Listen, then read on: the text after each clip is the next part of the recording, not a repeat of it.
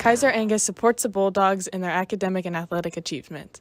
Kaiser Angus is owned and operated by Daryl and Frina Kaiser. They have served many ranchers in the area and farmed in Gove County since 1990.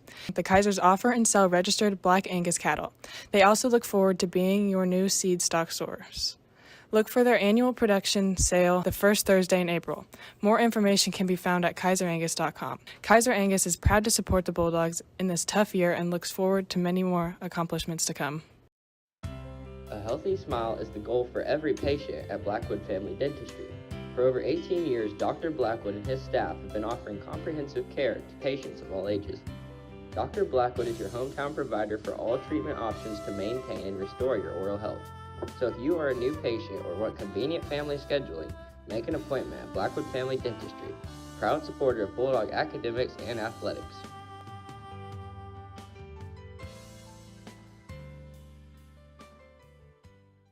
Bluestem Medical's primary care physicians, Dr. Michael Mackin, Dr. Doug Gruenbacher, Dr. Shelley Gruenbacher, Dr. Scott Rempel, Dr. Anna Rempel, and nurse practitioner Glenda Wheeler provide medical assistance for the entire family. Their amazing staff provides services for all ages, including OB, sick and well visits, televisits, physicals, immunizations, and minor procedures. Visit them at 501 Garfield Street in Quinter, or give them a call at 785-754-3333 to book your next appointment.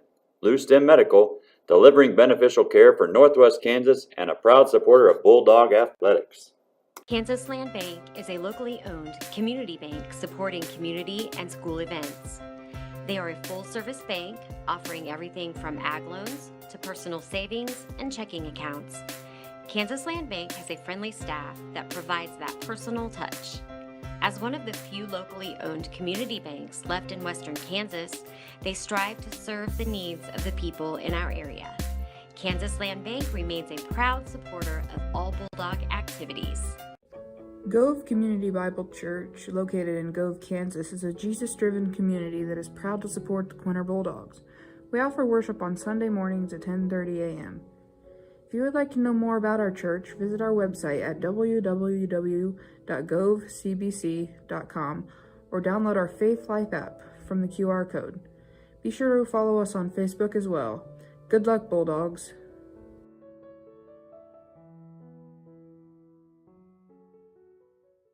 Hello, I'm Levi Getz, Western Kansas Regional President for Equity Bank. And I'm Chad Churchwell, Commercial Lender, Quinter, Kansas.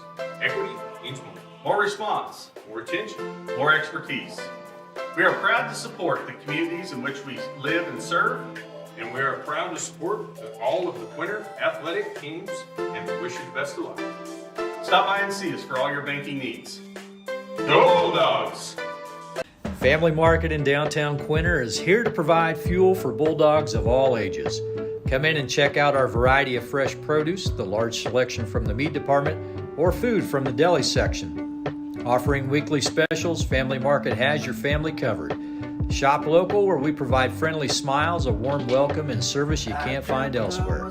Family Market, a locally owned grocery store, is a proud supporter of all things Bulldog and Bulldog athletics. Zielinski Land and Cattle Inc. of Park, Kansas proudly supports all Bulldog activities and Bulldog athletics.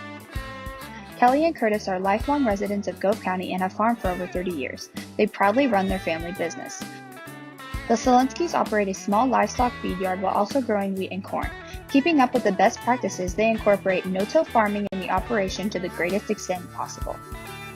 Zielinski Land and Cattle would like to congratulate the Bulldogs on the tremendous accomplishments of this year and wish them the best of luck. Thinking snacks, refreshing sips? Quinter Pit Stop just north of I-70 in Quinter has this and more. From fuel to your favorite snacks, and not to mention daily lunch specials and fresh pizza, new owners Travis and Kristen Haldeman and their staff welcome you to their store 7 days a week from 6 a.m. to 9 p.m. and until 10 p.m. on Fridays and Saturdays. Stop in or call the Quinter Pit Stop at 785-754-3707. Proud supporters of Bulldog Athletic.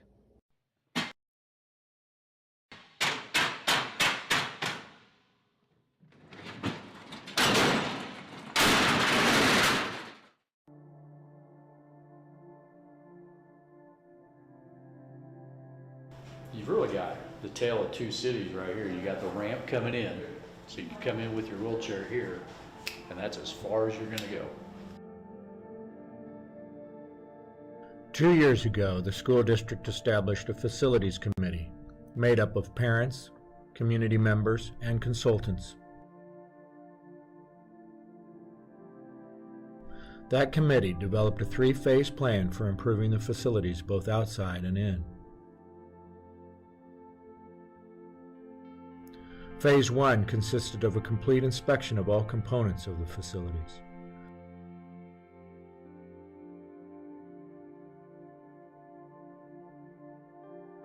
Phase 2 consists of reviewing these findings and sharing them with you, the public at large.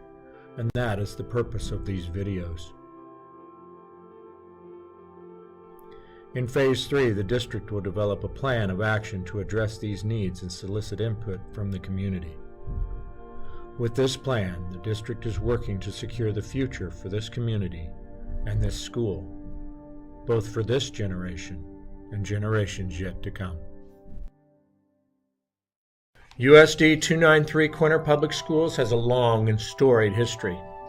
The current elementary and high school buildings were constructed in 1923 and 1939 respectively. That is a lot of footsteps within these hallways and a wealth of memories. The current students of Quinter have continued the practice of high achievement that was established so long ago. In the 2021 school year, despite the ravages of a pandemic, Quinter students excelled across the board. Quinter saw its first 4th grade student qualify for the State Festival in Music. 19 junior high and high school students qualified for the District Festival, and 7 more qualified for state in music, band, and piano. And it was a Quinter Bulldog that sang the national anthem to open the state track meet last May. Despite its size, Quinter continues to provide a full curriculum that includes art, woods, and vocational agriculture. The FFA judging team placed 3rd in the region, and the school witnessed a National Student of the Week winner in art. And it was Quinter students that swept the league art show with 1st, 2nd, and 3rd place finishes, not only at the high school division, but in junior high as well. Football, volleyball, cross country, and basketball produced 12 all-league performers, 2 all-district, and 3 honorable mention all-state, and 1 all-state athlete, while track sent 12 athletes to the state meet. Cross country sent both the boys and girls teams to state, with 3rd and 7th place finishes respectively. And last spring, Quinter seniors earned over $728,000 in scholarship money. Here at Quinter, we recognize effort and revel in the excellence that effort brings. Go Bulldogs! Quinter Elementary School was constructed in 1923. The current music room and cafeteria were added in 1953. And in 1965, a set of additional classrooms were added to the south end of the building. The final classrooms were added in 1985 to accommodate a growing student population. The tile floors and steam pipes for the heating system originally installed in 1923 are still in use today. That is how well she was built. Unfortunately, after 100 years, the problems are beginning to pile up. The school has flooded 3 times in the past 4 years due to old water lines deteriorating and breaking. Water now regularly seeps through the walls when it rains and into the building, causing interior walls to crack, chip, and peel. Tornado shelters, unfortunately, consist of ground floor hallways and rooms because dedicated storm shelters were never constructed. There is not a single aspect of the original building that is ADA compliant.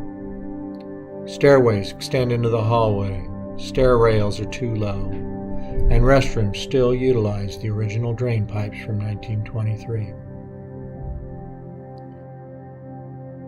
The original builders of this school should be proud. They built her extremely well.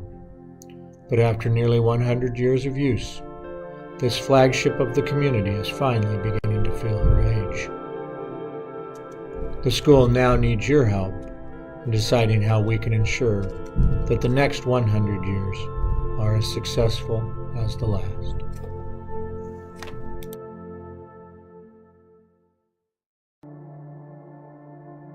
Here at Quinter, the community has always taken great pride in the school's facilities, and rightly so. Quinter is one of the few 1A schools left that has 2 full-size gymnasiums, an auditorium, and an all-weather track. Phase 2 of the facilities review has determined a number of upgrades that need to occur if Quinter is going to continue to lead in northwest Kansas. The parking lot is small, has inadequate lighting, and doesn't fully accommodate parking for all events.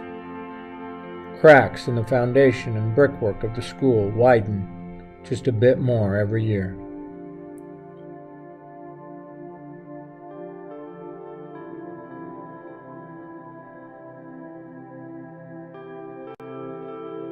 Bleachers for the football and track are outdated and not ADA compliant.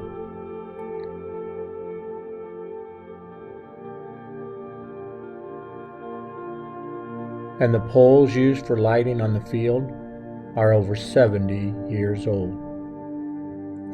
Every year, the ravages of weather deteriorate the track at an ever more rapid pace. Quinter is chosen annually to host a wide range of events. Those events bring visitors and dollars to this community.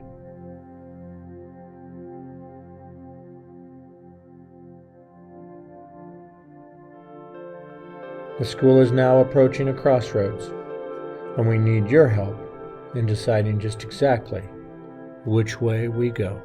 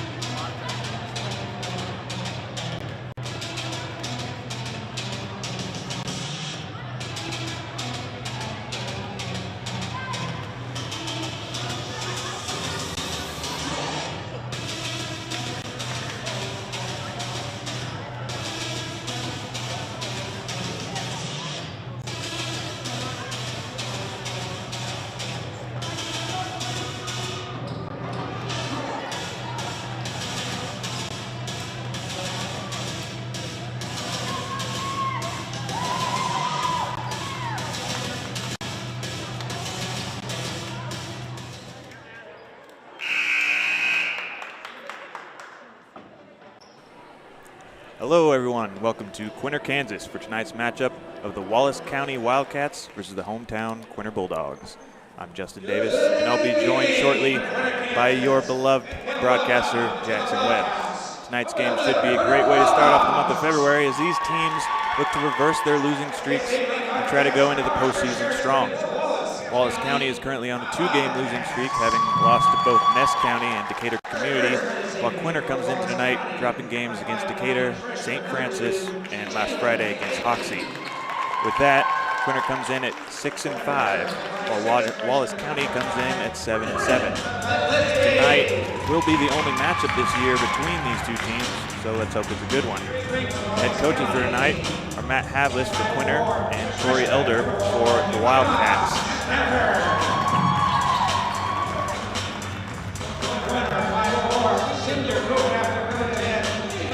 We'll go ahead and listen to the starting lineup.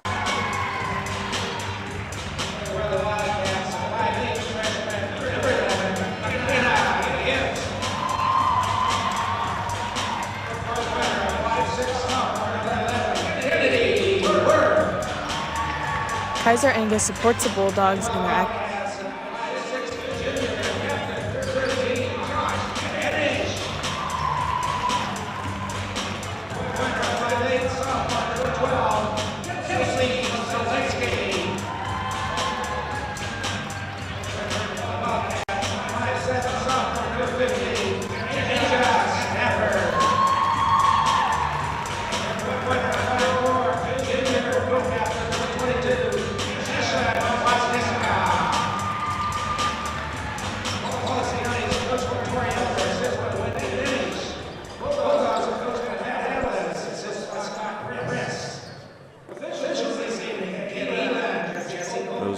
starting lineups, and now we'll go ahead and step aside for singing of our national anthem by Quinter High School sophomore Brandy Blackwood.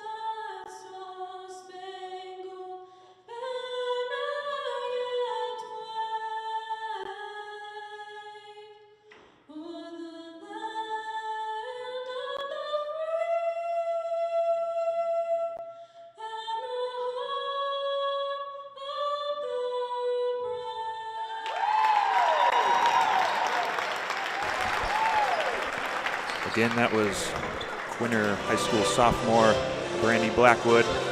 We're hoping to get this game started before the snow starts coming in. So Jackson, what are you looking for tonight in the matchup? You know, I'm super excited, and Justin, it's great to be here with you tonight. And just these two teams, very interesting year so far. Quinter 6-5, Wallace County 7-7, and like you said, the first time that these two are matching up against each other. I'm super excited, but for Quinter, it's been a struggle offensively. What will they do tonight? I think we'll see a little bit more screening, a little bit more half-court offense for the Wildcats. They're looking to put the pressure on the Bulldogs and get that win. 7 wins right now this season. They had 7 last year. If they get a win, they already eclipse the number that they had last season. And a quick start, a pass down low to Kennedy Worth, and she'll start with 2 points for Quinter. Yeah, that's a great way to get the game started right there. Just about 5 seconds in, get a nice couple set of passes and a nice easy bucket for Kennedy Worth. Absolutely. Unfortunately, on the other end, Quinter does get called for a foul. So that'll be number 11, McKenna Gibbs, going to the line.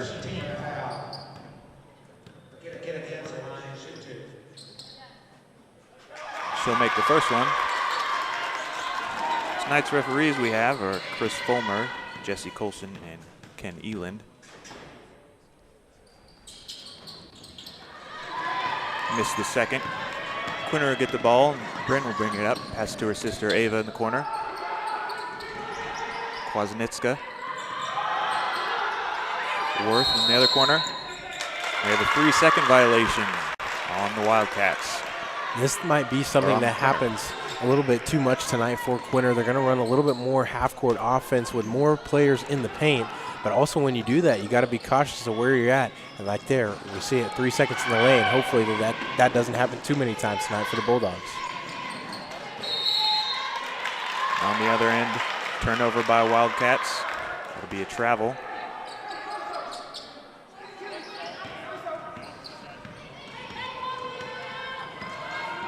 Ava Gillespie at top. To Worth. Screen down low for Worth. Pass to Zielinski. Not able to get that bucket. It'll be Wildcats ball. Quinter looking to press.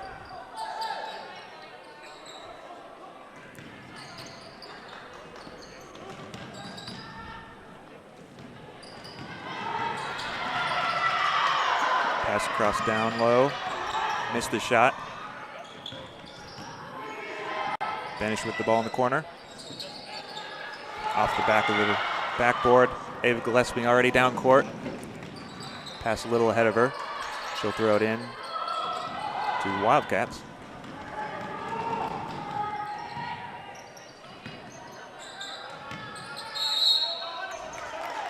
That'll be number 2 getting called, getting the foul. It's Jalen Daly. Yeah, so far, Justin, pretty fast pace, but both these teams not being able to cash it in around the bucket. Just 2-1 right now. Let's see what Wallace County can do on the inbound. A nice inbound pass to number 50, Jasia. She wasn't able to get that one either. Kwasniewska looking down low. Kennedy Worth open. Decides to drive. She'll just miss that pass as well. Yeah, she had a good look at it, but Wallace County doing a great job of really patrolling that paint, not getting easy looks for the Bulldogs so far. Benish will drive herself. Doesn't make it.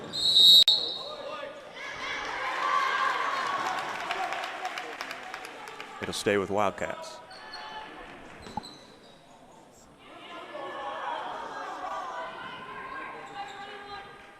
Benish to throw in.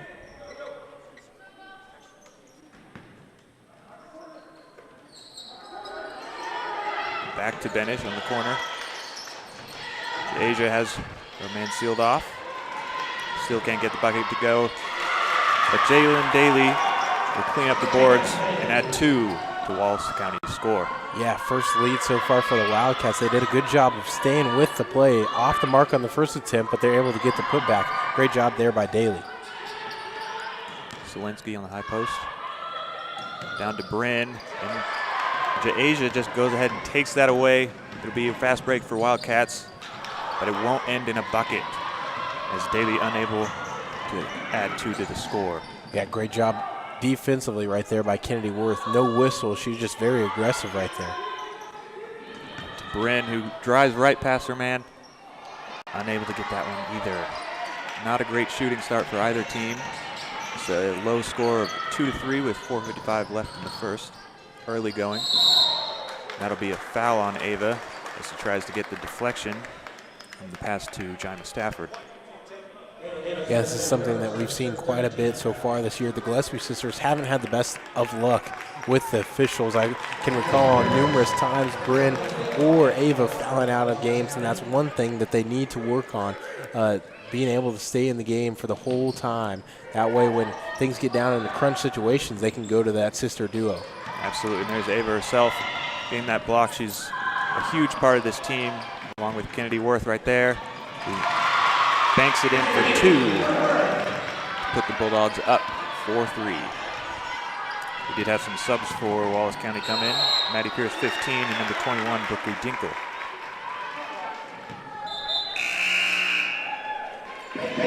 Paige Bell has just entered, along with Sage Betts, Bryn Gillespie, and Kwasnitzko will head to the bench.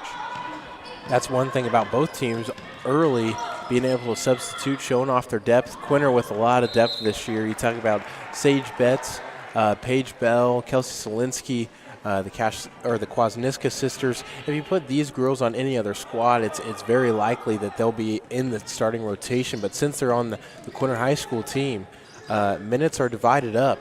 And that's not a bad problem at all to have if you're a coach. Coach Matt Havels is super pleased with the depth that he has this year. Maddie Pierce down low. Wildcats able to add to their score. They'll retake the lead. Yeah, already 2 players with 4 points. Jalen Daly and right there with the ball, Kennedy Worth, both having 4 already in the early going. Over to Ava in the corner. She'll shoot for that.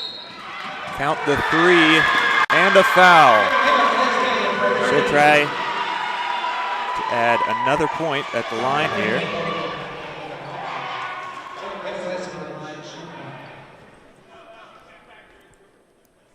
That foul was on Brooklyn Dinkle, her first.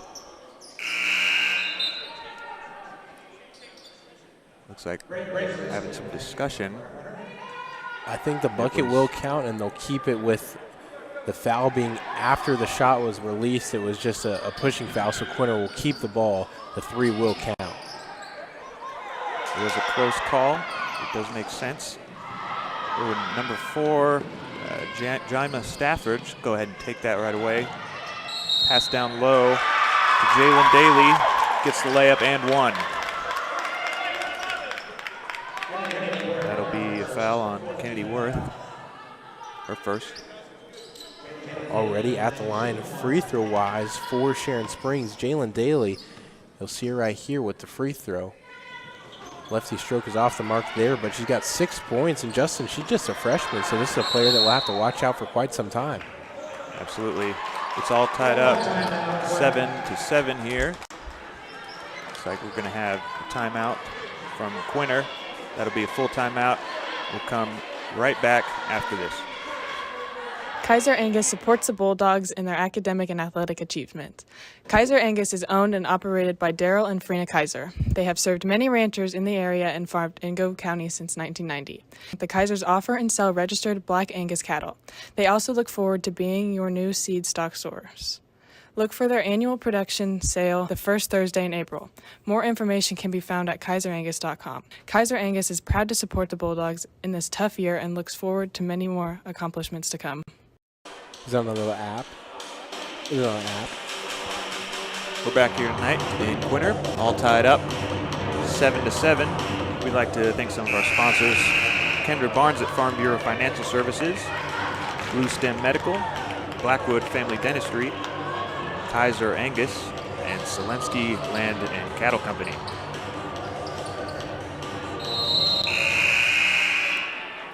Quinter will throw in. Sage Betts with the ball over to Bryn. Tries to get it to Ava, gets a deflection. Kennedy Worth ends up with it. Back to Bryn, to Ava. Down low. Bell has her person sealed off. And ends up being a jump ball. That'll go to the Wildcats. And Justin, you notice on that entire possession, the perimeter was wide open, but as soon as they got it down low to Paige Bell, she was smothered by 3 Wildcats. They're really owning the paint right now. There's a great defense, and great defense for Quinter here. As they get a deflection, it looks like a foul will be on Wallace County. Number 4, Jima Stafford, her first. So it'll be Quinter ball down low.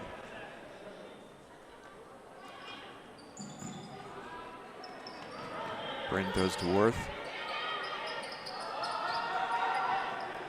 Looking for Bell down low again. Skip pass. Back to Bryn, who drives. Takes a couple big steps, but gets stuffed or will get the foul.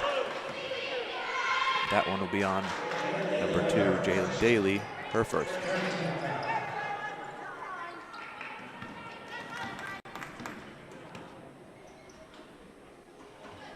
And with that make, that is Quinter's 100th made free throw for the season. Pretty impressive accomplishment right there, Justin. That's a lot of free throws, a lot of free points, 100, triple digits, man. Absolutely. And we have a couple of subs come in. Zielinski, as well as number 22, Kashlyn Kwasnicka. Missed that shot. And Benish will get the rebound. And the deflection out of bounds, it'll go to Wildcats. Currently Quinter up by 1 as they look to get the ball back with this press, but Wildcats able to break it. Unfortunately, number 21, Brooklyn Dinkle, unable to handle that pass from Benish. Yeah, Benish with a nice bounce pass, but honestly a little bit too close for that. She could have easily handed it off or just given a nice chest pass. No one in the paint for Quinter, but they'll go ahead and take a shot from outside and add 3 points to Quinter's lead. Yeah, Ava Gillespie, that last shot, her second 3 now. She's got 6 points, stretching the lead just now to 4 for the Bulldogs. Benish goes ahead, drives, step aside, a person guarding her. She'll get fouled though. That one is on Kwasnicka, her second.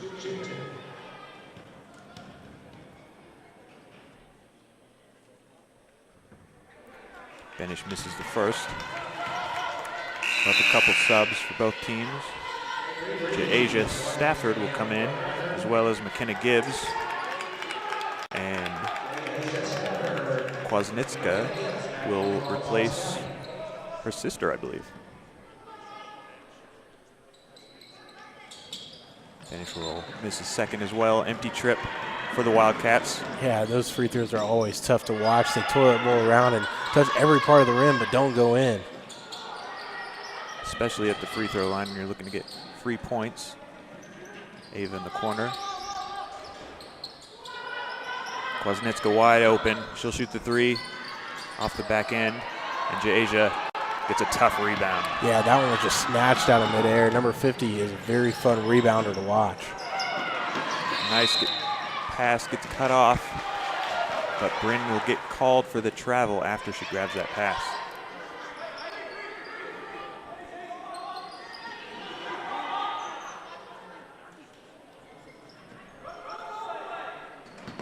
Benish tosses into McKenna Gibbs,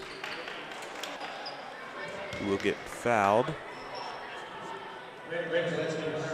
by number 5, Bryn Gillespie. That's her second, and she'll take a seat on the bench. Kennedy Worth will come in. Yeah, fouls be starting to become a problem, Justin. 2 players for Quinter already with 2 fouls. Kwasnicka and Bryn Gillespie will have to head to the bench for probably the rest of this first quarter. And a great pass from the floor by Ja'Asia. She'll get it to her teammate, who then gets fouled. It's a great play.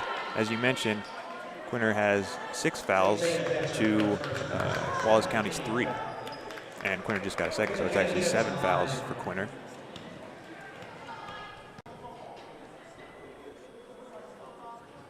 Kenna Gibbs will go ahead and make that 8 points for Wallace County. While number 4, Jima Stafford, will come in for Benish.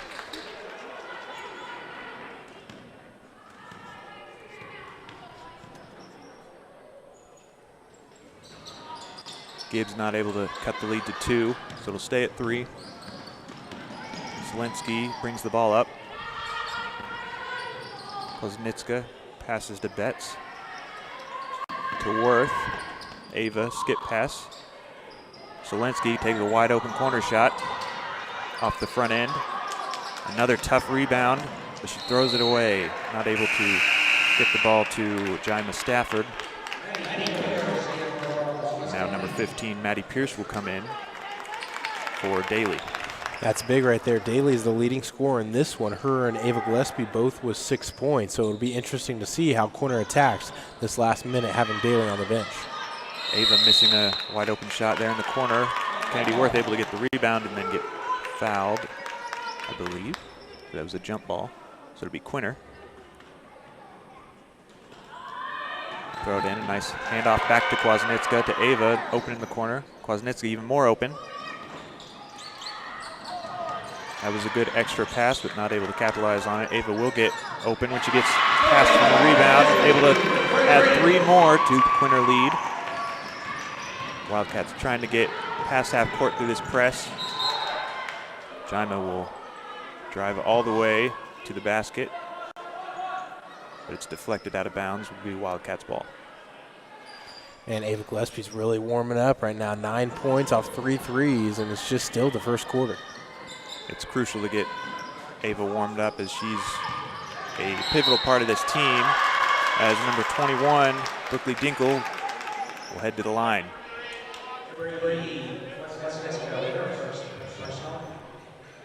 That'll be on Kabri Kwasniewska, her first. Quinter now up to 8 fouls, which puts Wallace County in the bonus.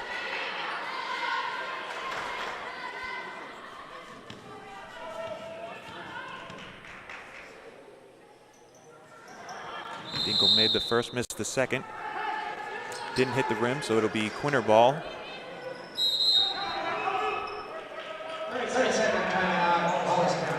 Wallace County will go ahead and take a timeout. They'll decide what they want to do on defense. 30-second timeout. So we'll keep it here. Quinter currently leading 14-9 towards the end of the first.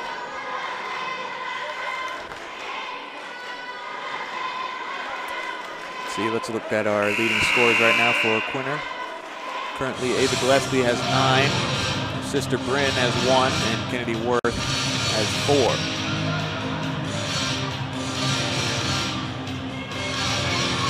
A lot of fouls early on for Quinter. They have 8. Wallace with only 3. Yeah, it'll be interesting to see too, Justin. The whole second quarter, they'll essentially be in the double bonus mainly, or a single bonus for 2 more fouls, and then double bonus the rest of the way in the second quarter. So they could be allowing a lot of easy points for Sharon Springs if they keep fouling. Zielinski able to get the ball down low. She'll get fouled by Jaasia with 19 seconds left in the first quarter. Earlier in that possession, Kennedy Worth was wide open, asking for the ball on the other end of the post, but they weren't able to get it to her. It was a long pass away. Zielinski not able to add to Quinter's total. Benish and Daly will come in for Wallace County.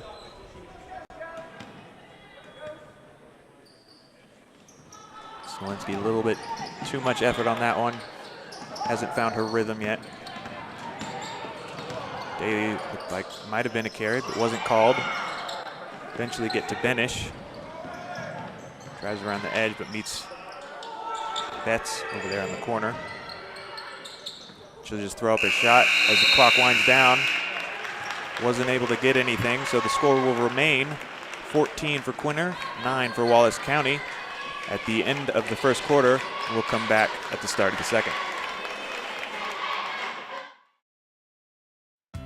A healthy smile is the goal for every patient at Blackwood Family Dentistry. For over 18 years, Dr. Blackwood and his staff have been offering comprehensive care to patients of all ages. Dr. Blackwood is your hometown provider for all treatment options to maintain and restore your oral health. So if you are a new patient or want convenient family scheduling, make an appointment at Blackwood Family Dentistry, proud supporter of Bulldog academics and athletics.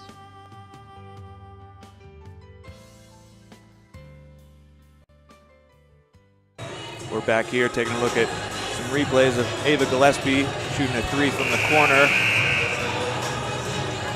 She's been red hot from behind the arc tonight. She's definitely needed to, as Quinter enjoys a slim lead. They need for her to really be in a good shooting rhythm, as she's one of the main scorers on this Quinter offense.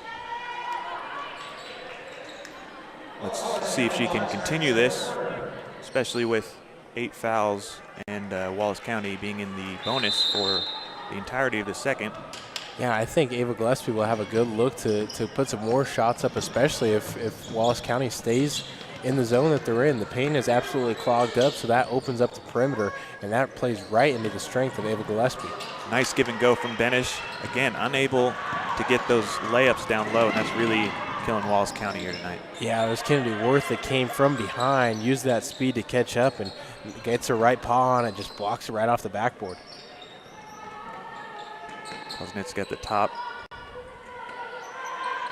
Pretty wise decision here by Wallace County, changing up the defense a little bit, trying to cut down on the perimeter shooting of the Quinter Bulldogs. For sure, not a lot of Quinter Bulldogs down in the paint. As Ava goes and takes a drive and will get a foul. It's a blocking call on Daly. So she'll head to the line. Bryn's getting some advice from Coach Matt Havlis as her sister knocks down the first free throw. Daly will head to the bench as that's her second foul. Replacing her is Dinkle. And Gillespie will go 2 for 2 from the line. Jasia will throw in to Benish as they'll try and quickly get past the press, and they do. That would have been a nice pass by Dinkle, but unfortunately she traveled before she could get the bounce pass across court in.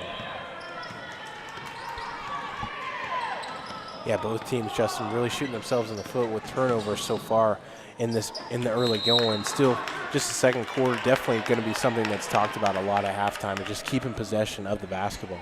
Yep, just like you said, turnover there by Quinter. A lot of fouls, a lot of turnovers.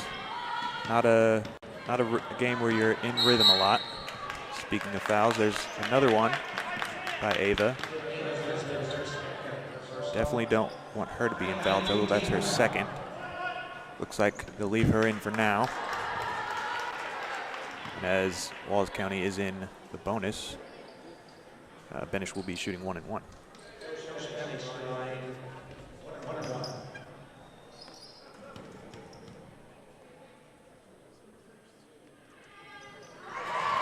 She'll make that first one without touching the rim. Yeah, and this is just her first point, Justin. She's a player that we definitely came into this one looking to watch for as one of the best, most talented ones on the court, her, Ava, and Kennedy Worth. And this might be the thing that she needed as Joss Benish knocks down both free throws. Yeah, she's had lots of opportunities down low, but it's been a crowded court down low and unable to sink in those layups. Nice deflection by Jaima. It'll stay Quinter ball, however. Currently, Quinter has a 5-point lead over Wallace. Worth will take it down low. And a foul will be called on Wallace County before she could get into the paint.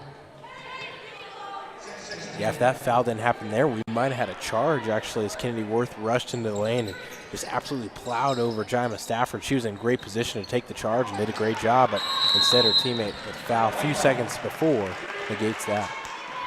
There's Worth with a shot from the corner. Unable to make it. Bryn gets a rebound. Jump ball go to Quinter. Zielinski hands off to Bryn. Nice pass down low and back out to Worth. Wide open, shoots it. Unable to make it. Wallace County will get the rebound. Benish will bring the ball up. Yeah, they had a good look at it, had a good play drawn up, and it was a great pass from Zielinski to Worth. Worth wide open. Just a little bit too strong. 2 posts on the high post to screen for Benish. Comes down. Again, unable to finish, and Quinter will get the ball. Seems like a couple of different play styles as Wallace County is looking to get down low while Quinter's shooting from outside. Yeah, it's kind of the yin and the yang between these two different play styles, like you said, Justin, and right now it's working out just a little bit better for Quinter so far. That foul will put Quinter into the bonus, so now they'll shoot 1-1 with 6 minutes left in the second. The foul was Benish's first, and that is Bryn's second point.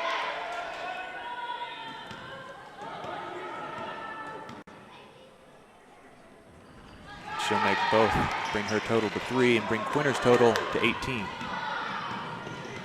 Yeah, largest lead of the game so far for the Bulldogs. It's going to be all about defense from here on out, it seems like. Quinter's been able to add to this lead without committing more fouls. Denish again not able to get that shot. Jasia gets rebound down low, unable to convert. McKenna will also get a rebound.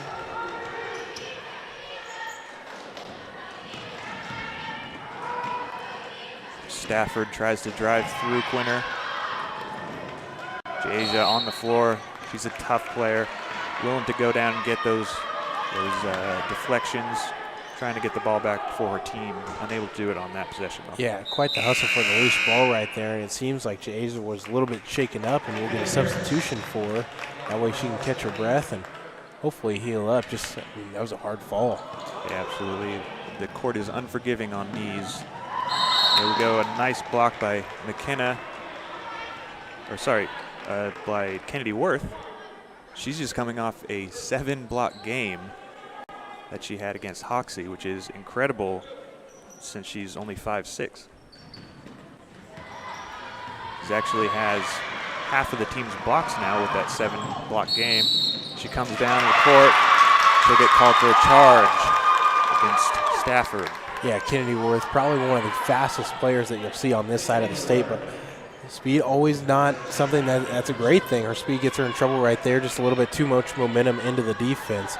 It causes a charge. Well taken right there by Wallace County, but more often than not, Kennedy Worth will blow past any defender that is put in her way between her and the basket. Absolutely. As you say, they can't teach speed. She has a great trick up her sleeve with that. Quinter ball, Ava at top. Back over to Worth. To Ava, who has some room. Just off the front end. That one looked good. We got a foul down low on the rebound. That'll be against Zielinski, her first. And so Wallace will now shoot 2. And as Wallace is now in the double and Quinter is in the bonus, that's really going to slow down the remaining 4 minutes and 45 seconds of this second quarter. As Pierce will go ahead and make the first, cutting the lead of Quinter to 6.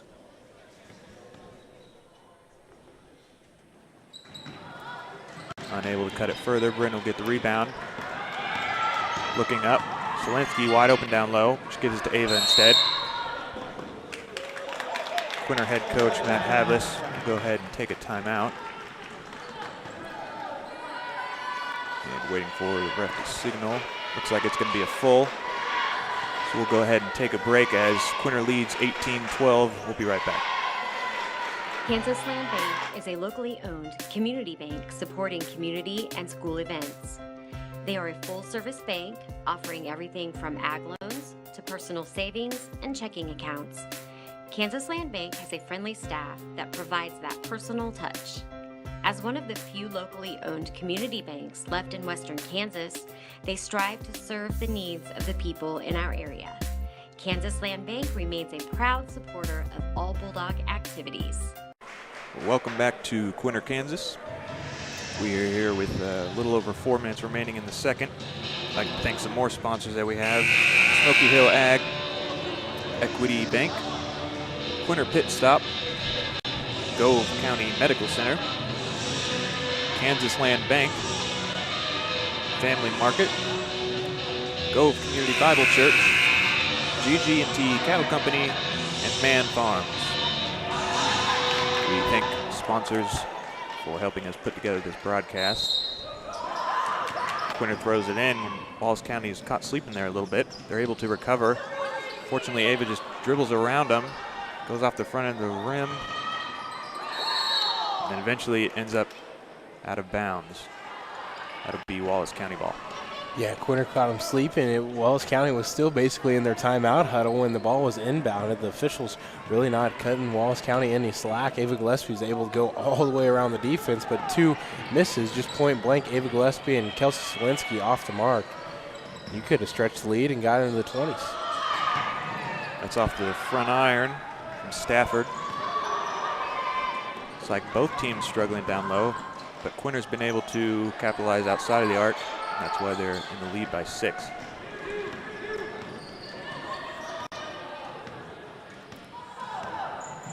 Benish walks it up, gets a screen, looks for the ball down low. Unable to gather it in time, which allows Worth to come back from behind and block that away. Yeah, it was kind of like a Quinter Bulldogs sandwich down low. Kelsey Zielinski on one side and Kennedy Worth on the other. They just pinched Josh Benish right in the middle, but Benish is able to get some revenge right there. Yeah, that's, I believe, her first field goal from the field. And she'll get a steal here with a wide open layup. She's able to put 2 more in her scoring column. She might be heating up here. Yeah, she might. Justin, like you say, just about 15 seconds ago, no more than that. She only had 2 points, only coming off free throws, and then in back-to-back trips, she gets 2 points on back-to-back trips. She's got 6 now, but on the other end, great answer by Kelsey Zielinski. Wallace County able to cut the lead to 2, but then they foul Zielinski as she hits a shot, and she'll try to extend this with another point. Bevy of subs coming in. Bell for Quinter.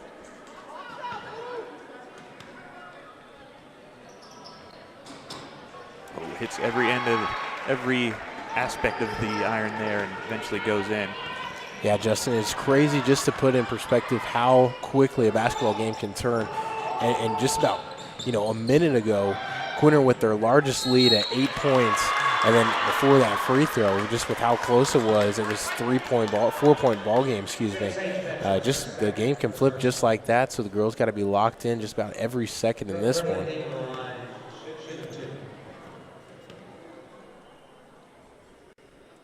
That was Betts' second foul.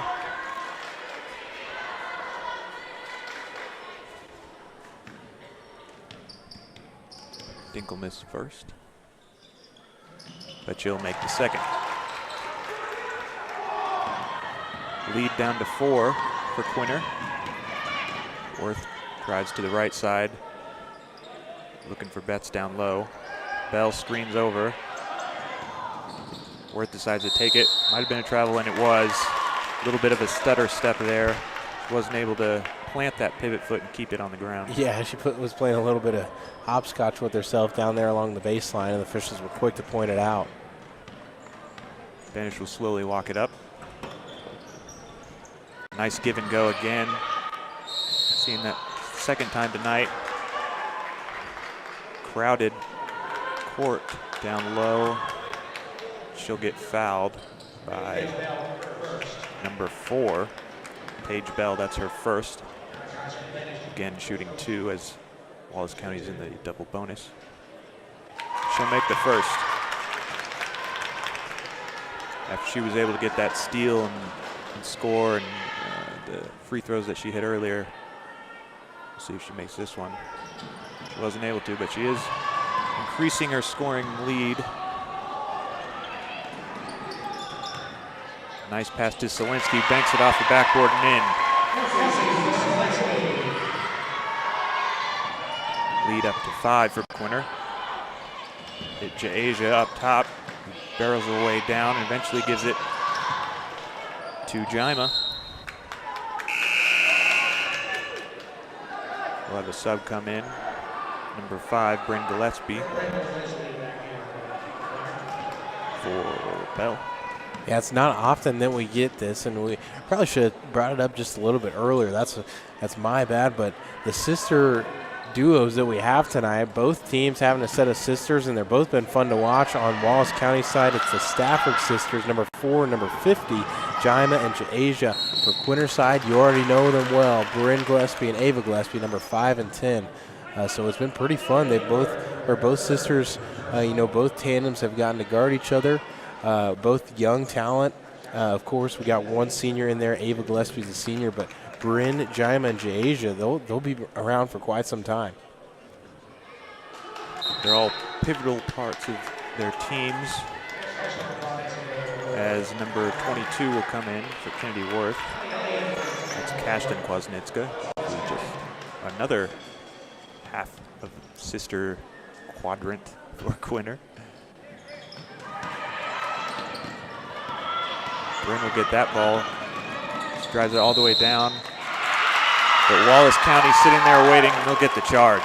And not often do you see a freshman, a true freshman, Jima Safford, being able to stand in there and take a hit like that, but she does, and that's the second time she's done so tonight.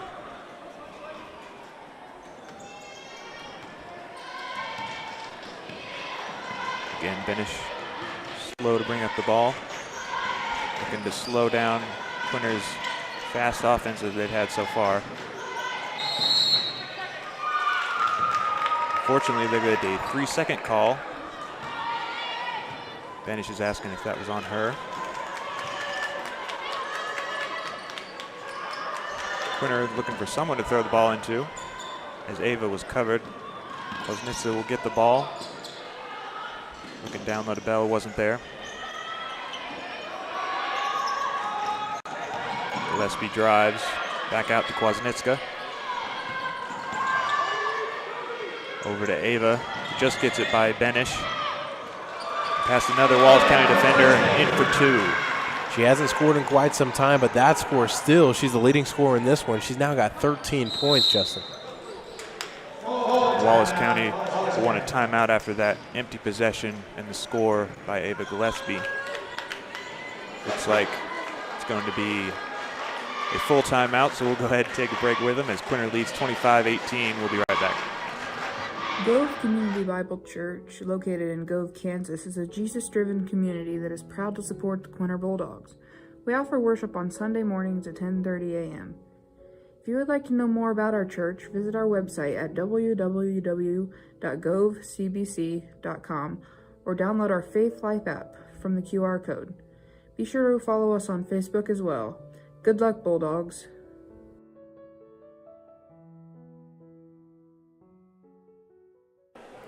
We're back here in Quinter, Kansas. Things have been going a little bit better than they were towards the end of the first. Less fouls, a little bit more pace in this game. Yeah, Justin, I think the key in this one, the second quarter a little bit better than the first because girls aren't turning it over near as much as they did in the first quarter. There's a little bit more flow to the game.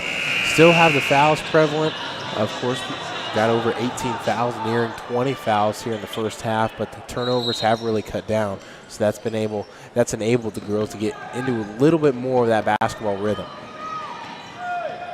Benish brings it around the arc. Eventually ends up in Stafford's hand. She's unable to get a layup. That's been a theme here tonight for both teams. Kwasnitska gets it to Ava. Kwasnitska's wide open, doesn't decide to shoot. She'll get it to Betts. Kwasnitska sits the screen down low, but up top, Benish gets the steal. Not able to repeat her performance and get 2 more points. Instead, Wallace County will end up with a foul on Zielinski. She'll shoot 1-1.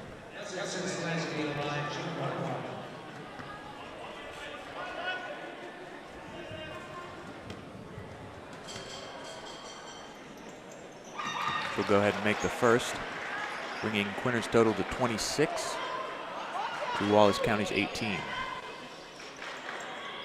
And she'll make the second. Yes. Go ahead. Zielinski emerging a little bit. She's already got 7 here in this first half, and a lot of them coming at the free throw line, Justin. Yeah, we got 35 seconds left as it goes down to Jasia. She loses it, able to recover. Tries to toss it back out, but gets called for the travel. Still limping a little bit. She might be hurting a little bit from that fall she took earlier on the court. Quinter will bring it up. They have 2-on-2. And they'll get called, or Wallace County will get called for the foul. So Betts will go ahead to the line. That should be Wallace County's 10th.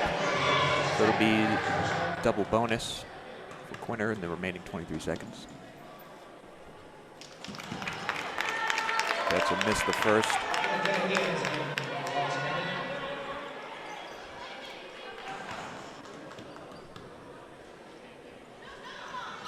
And She'll miss the second, but Zielinski gets the rebound, puts it up, unable to convert again. Benish will bring it up, gets a deflection from Kwasniewska. She retains possession. Down low to Gibbs, I believe, but unable. She'll get the block. This could be the last possession of the first half. Zielinski wide open, nice pass. She'll add 2 to Quinter's score. That'll bring it 29 to Wallace County's 18.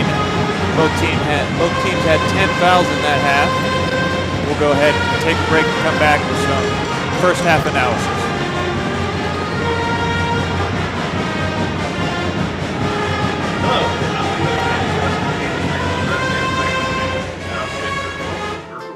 Quinter, Kansas. Equity means more. More response, more attention, more expertise. We are proud to support the communities in which we live and serve. And we are proud to support all of the Quinter athletic teams, and we wish you the best of luck. Stop by and see us for all your banking needs. Go Bulldogs! Family Market in downtown Quinter is here to provide fuel for Bulldogs of all ages. Come in and check out our variety of fresh produce, the large selection from the meat department, or food from the deli section. Offering weekly specials, Family Market has your family covered. Shop local, where we provide friendly smiles, a warm welcome, and service you can't find elsewhere. Family Market, a locally owned grocery store, is a proud supporter of all things Bulldog and Bulldog athletics. Zielinski Land and Cattle Inc. of Park, Kansas proudly supports all Bulldog activities and Bulldog athletics. Kelly and Curtis are lifelong residents of Gove County and have farmed for over 30 years. They proudly run their family business. The Zielinskis operate a small livestock feed yard while also growing wheat and corn. Keeping up with the best practices, they incorporate no-till farming in the operation to the greatest extent possible. Zielinski Land and Cattle would like to congratulate the Bulldogs on the tremendous accomplishments of this year and wish them the best of luck. Thinking snacks, refreshing sips? Quinter Pit Stop just north of I-70 in Quinter has this and more. From fuel to your favorite snacks, and not to mention daily lunch specials and fresh pizza, new owners Travis and Kristen Haldeman and their staff welcome you to their store 7 days a week from 6 a.m. to 9 p.m. and until 10 p.m. on Fridays and Saturdays. Stop in or call the Quinter Pit Stop at 785-754-3707. Proud supporters of Bulldog Athletic. Kaiser Angus supports the Bulldogs in their academic and athletic achievement. Kaiser Angus is owned and operated by Daryl and Frina Kaiser. They have served many ranchers in the area and farmed in Gove County since 1990. The Kaisers offer and sell registered Black Angus cattle. They also look forward to being your new seed stock source. Look for their annual production sale the first Thursday in April. More information can be found at kaiserangus.com. Kaiser Angus is proud to support the Bulldogs in this tough year and looks forward to many more accomplishments to come. A healthy smile is the goal for every patient at Blackwood Family Dentistry. For over 18 years, Dr. Blackwood and his staff have been offering comprehensive care to patients of all ages.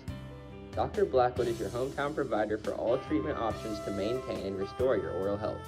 So if you are a new patient or want convenient family scheduling, make an appointment at Blackwood Family Dentistry, proud supporter of Bulldog academics and athletics.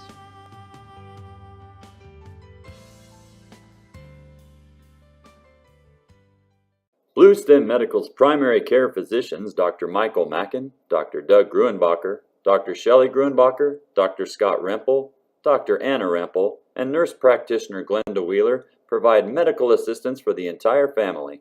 Their amazing staff provides services for all ages, including OB, sick and well visits, televisits, physicals, immunizations, and minor procedures. Visit them at 501 Garfield Street in Quinter, or give them a call at 785-754-3333 to book your next appointment. Bluestem Medical, delivering beneficial care for Northwest Kansas and a proud supporter of Bulldog athletics. Kansas Land Bank is a locally owned community bank supporting community and school events. They are a full-service bank offering everything from ag loans to personal savings and checking accounts. Kansas Land Bank has a friendly staff that provides that personal touch. As one of the few locally owned community banks left in western Kansas, they strive to serve the needs of the people in our area. Kansas Land Bank remains a proud supporter of all Bulldog activities. Gove Community Bible Church, located in Gove, Kansas, is a Jesus-driven community that is proud to support the Quinter Bulldogs. We offer worship on Sunday mornings at 10:30 a.m. If you would like to know more about our church, visit our website at www.govecbc.com or download our Faith Life app from the QR code. Be sure to follow us on Facebook as well. Good luck, Bulldogs.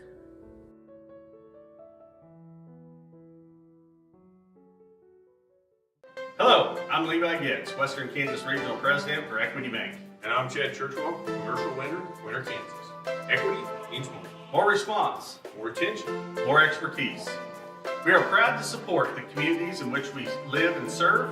and we are proud to support all of the Quinter athletic teams, and we wish you the best of luck. Stop by and see us for all your banking needs. Go Bulldogs! Welcome back, everyone.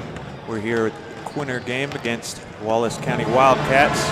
Quinter leading at half, 29. Wallace County is 18. On the scoring sheet for Quinter, we have Zielinski, who has had 9 points, Worth with 4, Bryn Gillespie with 3, but the leading scorer for Ava with 13 points, as we'll take a look at how she's done it. She's made a lot of threes at the start, started off hot. She's kind of cooled down in the later parts of the first and the second, but able to propel Quinter into the lead tonight. On the other side, we'll take a look at Wallace County's scoring, as Daly got out to an early lead with 6, but the leading scorer for their team has been Benish, who has had 7 points. We'll go ahead and take a look at how she's done it. She's definitely done it a different way than Ava. She's turned defense into offense with a steal. She's gotten a lot of her points down low, and she hasn't been able to quite catch up to Quinter's points, but we'll see if that can change in the second half. Jackson, what did you see in the first half? Yeah, the first half was a little bit of up and down, but the girls made adjustments. That first half, or that first quarter, a lot of fouls, a lot of turnovers. The second quarter, totally different story. The girls really took care of the basketball. They valued each possession. We got a lot more scoring in that second quarter. For the Bulldogs, they shot the ball from the perimeter extremely well, with Ava Gillespie adding 3 threes with 13 points. Wallace County did a great job of packing the paint, but when they didn't play zone, when they went to man, they really got hurt. So I don't know what Wallace County will do defensively wise, but the big point for them, they have to highlight it in red or green, whatever, but they have to put a big star on Ava Gillespie. They got to know where she's at all times.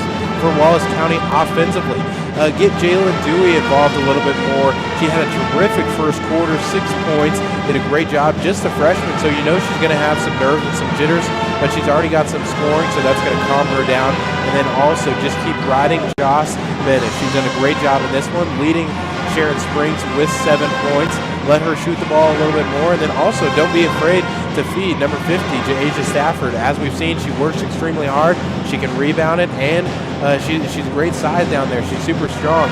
I'm excited to see what the second half brings us, but Wallace County, they have to be very quick. You can't come out lackadaisical, because the Quinter Bulldogs already with an 11-point lead. We've seen how fast a game can get away from the team. So being down 11, you got to start from the very first possession of that second half.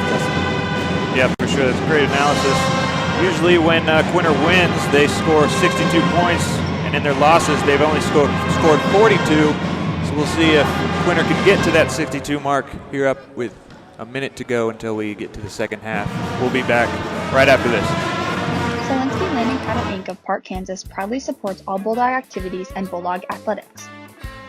Kelly and Curtis are lifelong residents of Gove County and have farmed for over 30 years. They proudly run their family business. The Zielinskis operate a small livestock feed yard while also growing wheat and corn. Keeping up with the best practices, they incorporate no-till farming in the operation to the greatest extent possible. Zielinski Land and Cattle would like to congratulate the Bulldogs on the tremendous accomplishments of this year and wish them the best of luck. Kaiser Angus supports the Bulldogs in their academic and athletic achievement. Kaiser Angus is owned and operated by Daryl and Frina Kaiser. They have served many ranchers in the area and farmed in Gove County since 1990. The Kaisers offer and sell registered Black Angus cattle. They also look forward to being your new seed stock source. Look for their annual production sale the first Thursday in April. More information can be found at kaiserangus.com. Kaiser Angus is proud to support the Bulldogs in this tough year and looks forward to many more accomplishments to come. And we're live back here in Quinter. Looking to start the second half. Quinter already out on the court. They're ready to go, ready to extend their lead. As Wallace County wants to talk about it a little bit more. Yeah, they're taking in all the rest that they can get. That's a wise coaching decision. He wants his girls prepared as best as he can. Coach Tori Elder does a great job with the Wildcats using all that time. They're definitely going to need it. Being down 11 is not an easy task, but the comeback isn't out of the question, Justin. For sure, and when you're trying to come back from this many points, you want to break it up into sections. You can't, there's no 11-point play in basketball. You want to go ahead and just score here and stop them on the defensive end, so they'll try and get started here. Yep, take it possession by possession. Benish up top, double screen set for her. She'll pass it to Ja'Asia, who's able to get down low and get 2 points. Yeah, one possession and one score. That's great offense right there. Benish with a nice dish off down low to Stafford, and that is actually Stafford's first bucket tonight. Benish almost gets a steal there from the Kwasniewska pass, but Ava able to gather it, drive low. But it'll be a turnover to Wallace, and that's exactly what they're looking for, to score on the offensive end and stop them on the defensive end. Yeah, forced turnovers. They got to turn up the defensive intensity. That way they can steal a few extra possessions away from the Bulldogs.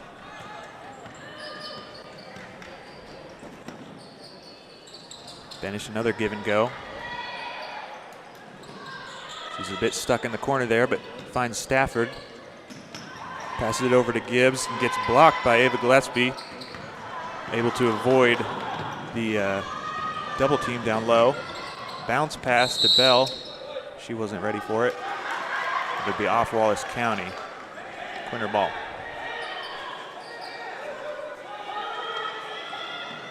Bell to throw in, wide open Ava.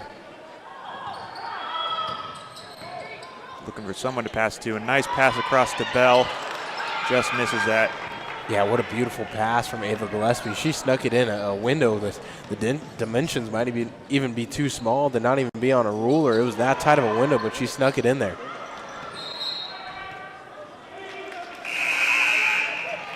Bit of a scrum down low, and that'll be out on Quinter. Couple of subs in. Bell and Betts will come out for Quinter. Throw it up top for Wallace. Back to Benish. Ja'Asia has her man sealed off. Able to back them down and score 2 more. Yeah, Ja'Asia's got all 4 points already here in this second half, Justin. She's doing a great job of owning that paint. They're looking to get the trap. And they do get a deflection, but fortunately it'll remain Quinter's ball. Yeah, wise play right there. Just throwing it off the defense. And a great inbounds pass. Worth just saw it too open on that time, wasn't able to convert. Those are the easy ones you got to have. Great inbounds play drawn up by Coach Matt Havel, is just unable to execute. They are really trying to get Benish the ball. Looks like a foul was called. Push on Ja'Asia, that's her second.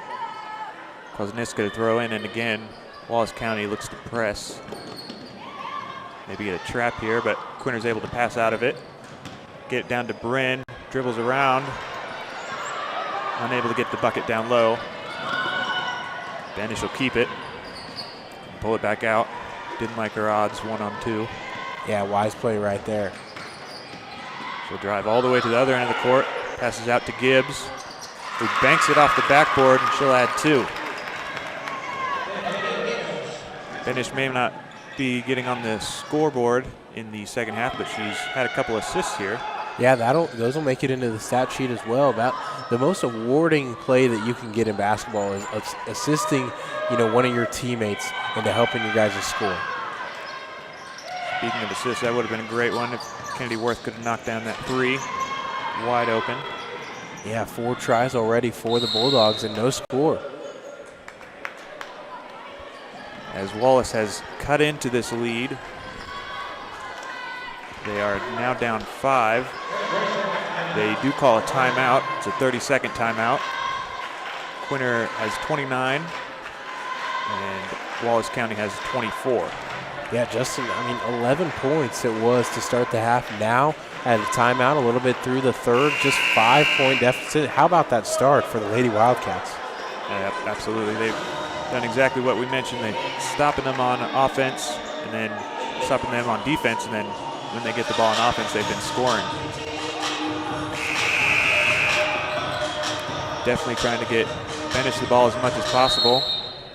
She's a good distributor as well as a shooter, but shot hasn't been falling quite well tonight. They do try to get it to Asia. Unable to get it, but she will get in there for the jump ball. Another hard rebound.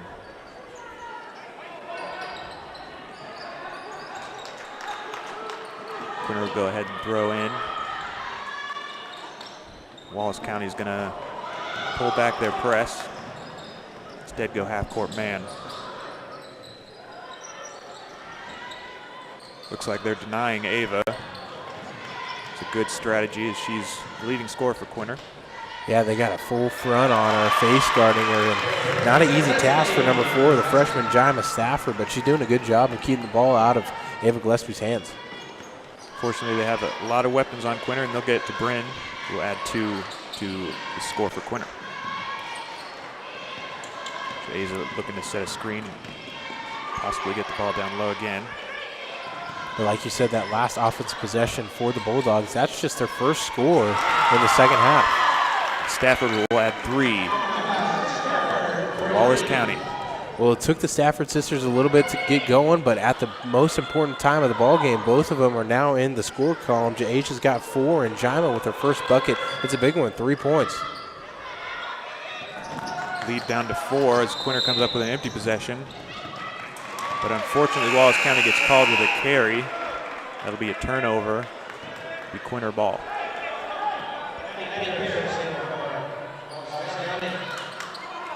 Yeah, David, it took 3.5 minutes of the second half for Quinter to get their first score offensively.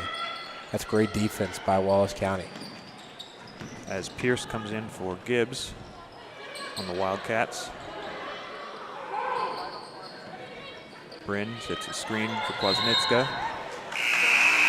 Fortunately, she'll get called for the travel as Benish has checked back into the game for Jima Stafford.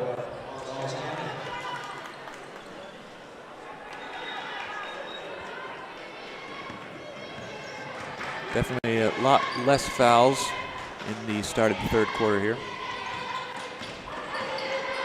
as Wallace County only has 1. Asia will get that ball at the short post and drive in. Almost gets stealed by Benish there. In fact, it does. She'll look down low. Wide open Wildcat, able to hit that layup, no problem.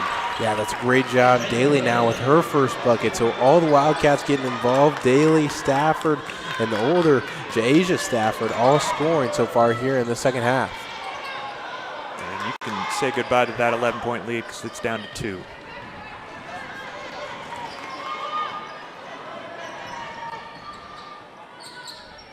Benish looking for someone to pass. Asia will take it. Bank shot almost goes in. Hustles for that rebound. A great play. Hits Pierce. A nice assist and 2 points for Pierce. And Benish will get the steal off the inbounds. Almost scores 2 more. And man, what a turn of events that would have been. They got the game back to tied, and they have the potential lead hanging right there on the rim. What a beautiful defensive effort right there by Benish. Wildcats definitely back in this one. Tie ball game. That is Benish's second foul.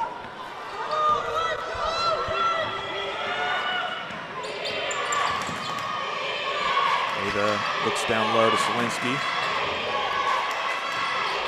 Tries to get past Asia. Overshoots it. Ends up with a jump ball. And that'll be Wallace County trying to get the lead here with 2:24 left in the third. Well, we don't see it often, but how many times will you see a post player get their own rebound on the when the rebound comes on the opposite side of where the shot was taken. We've seen it on this end of the court. Asia did it 2 possessions ago. And then the last possession, Kelsey Zielinski shoots it, realizes it's off the mark, hustles, and gets her own rebound. These girls are really hustling right now, Justin. Definitely some hard-working players on both teams. And that reflects in the tie we have here. Pierce will get a shot. Might have been deflected a little bit by Bryn as it doesn't get to the rim. Worth gets the rebound, passes it down to Bryn. She gets blocked. Jasia gets the rebound, passes it to Benish, who will bring up the court. Pass it down to Pierce, across the court, 21, Dinkle. Pierce gets the rebound, back to Dinkle. Down low, back to Pierce. Looks like it might have been deflected again. Yeah, that time a good block right there by Bryn Gillespie. Ava wide open, decides to pass to Zielinski. A great pass, and that'll put Quinter in the lead, 33-31. We have a full timeout taken by head coach of Wallace County. We'll be right back after this. A healthy smile is the goal for every patient at Blackwood Family Dentistry. For over 18 years, Dr. Blackwood and his staff have been offering comprehensive care to patients of all ages. Dr. Blackwood is your hometown provider for all treatment options to maintain and restore your oral health. So if you are a new patient or want convenient family scheduling, make an appointment at Blackwood Family Dentistry, proud supporter of Bulldog academics and athletics.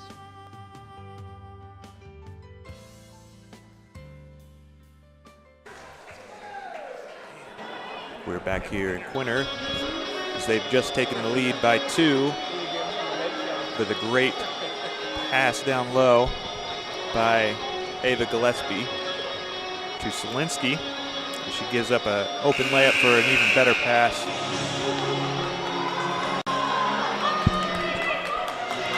Quinter again, first out on the court. Wallace County taking all the time they need. They'll throw in. Well, Justin, it seems just about like everything that these two teams are doing right now at this point in the ballgame, it's working out for both of them. Both teams playing good defense. Offense has been tremendous. The hustle has been off the charts. I'm excited for what the rest of this third quarter and all the fourth quarter has for us. Stafford to take the ball.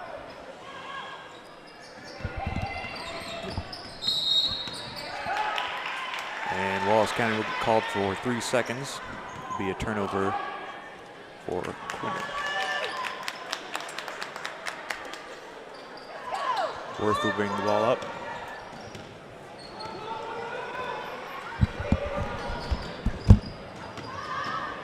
Worth drives around, gets double teamed, looks to pass it back out. Double team again down low to wide open Worth. Just bounces across the rim. Not able to convert.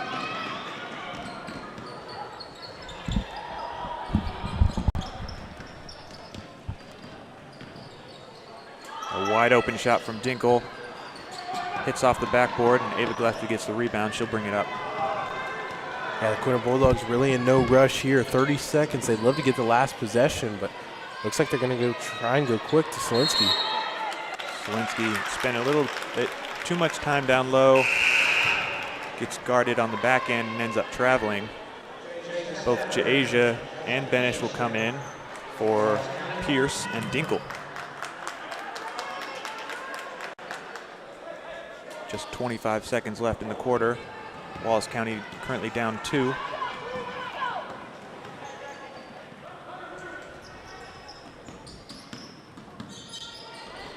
Benish tries to get a shot, but doesn't like it. Pass it back out to Stafford. 7 seconds left. She'll pass it to number 2. Daly will get that layup as there's 1 second left on the clock. Not able to get a shot up for Quinter. So we'll end the third quarter here, all tied up, 33-33. We'll be back with the fourth quarter after this. Kansas Land Bank is a locally owned community bank supporting community and school events. They are a full-service bank offering everything from ag loans to personal savings and checking accounts. Kansas Land Bank has a friendly staff that provides that personal touch. As one of the few locally owned community banks left in western Kansas, they strive to serve the needs of the people in our area. Kansas Land Bank remains a proud supporter of all Bulldog activities.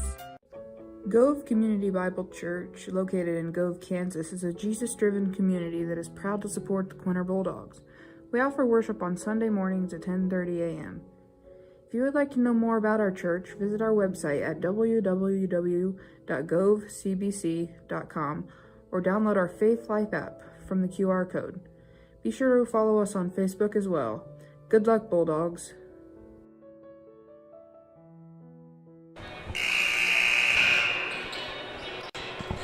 And we're back here at Quinter with ball game all tied up, ready to start the most important quarter, the fourth quarter. Quinter will throw in here. Huge cross-court pass to Worth, then gets it down to Bryn. Doesn't like what she sees, she'll pass it back out to Zielinski. Zielinski, Kwasnicka. Back to Worth. They shade off Zielinski down low. She's able to get a shot, but it's partially blocked. We'll get the foul call. That'll be on number 11, Gibbs. That'll be her first. And how about that, Justin? The reason that possession was so successful, Quinter wasn't in a rush at all. Like you said, the first opening that they had, they didn't really like it, so they kicked it out and worked it around. They worked the clock for a little bit better of a look and earned their way to the free throw line. She'll go 1 for 2 on the line. Wallace County looking to push up the court real quick. Get the ball to Stafford. She doesn't like it. She'll pass it back out to a wide open Daly, who hits the three. And Wallace County will take the lead by 2. First time in a while. Yeah, what a battle back for the Wallace County Wildcats. At halftime, 11-point deficit, and now they find themselves up by 2 on the road in a hostile environment. Got a couple deflections on that defensive possession for Wallace, but Ava able to get 2 points to get this game back to even. Stafford able to handle that pass. Tries to get it down low to Benish. Just not able to. Benish wanted the deflection, but it'll end up Quinter ball. Yeah, 36-36, and the way that the score is divvied up, Ava Gillespie leads the way for the Bulldogs with 15. On the other side, we got a new leading scorer. Jalen Daly has taken over the second half. She's now got 13 for the Wildcats. Worth will pass down low to Zielinski, who pass over to Bryn. Great passing there. Nice assist. Beautiful. For Zielinski. Yeah, beautiful offense right there. We got 3 passes, and it led to a 2-point lead. It looked like close to a clean block, but just got the foul from Worth. That'll be her 4th, unfortunately. And it'll send Benish to the line. Yeah, she'll have to watch, and I don't think we'll get any substitutions coming in. So Matt Havels is going to trust his very wise and smart and super speedy sophomore and keep her out there with 6.5 left. She only has 4 points tonight, but she's definitely been doing it on the defensive end, has some assists thrown in there. It's really been a great part of the team. As Quinter look to take the lead again here tonight. Gillespie again, a great pass down low. Eventually gets to Zielinski. Not able to add 2 more. So Quinter should bring it up. Yeah, Quinter getting open looks. They're just hit and miss on their shots right now. Jasia with a powerful step down low. She'll get her own rebound, pass it out to Benish. Doesn't like that shot. She'll try a jump shot. Eventually, Wildcats will score and take the lead again. That time Gibbs getting involved in the action. She's now got 6, another freshman that adds a little bit of a spark to this Wildcats team. This right here, I believe, the most crucial possession in this one so far, Justin. Absolutely. Quinter looking to even it back up or take the lead with that 3, and it misses everything. But it does get deflected off Jasia. So it'll be staying at Quinter ball. And Sage Betts will come in for Quinity Worth, who had 4 fouls.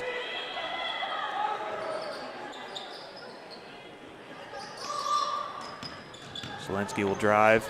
Nice open shot. She'll make those.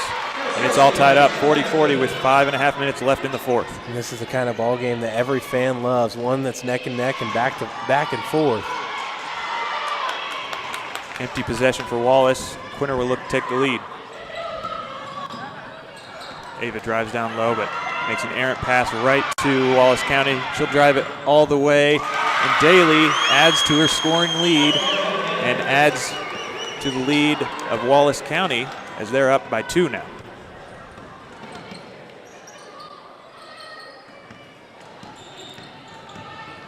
Betts looks to go down low. She'll take it herself. She'll make that. Tie ball game, 42 all. 4 minutes and 45 seconds left in the fourth. Yeah, score rapidly picking up here in this fourth quarter, and I'm all about it. I'm all here for it. Daly looking for the wide open lane. Ends up getting a foul on the floor before she can get there, though. That'll be Wallace County's ball. That foul was on Kwasniewska. That's her fourth. She'll come out. Kennedy Worth will come back in. Both Gibbs and Stafford will come out for Wallace County.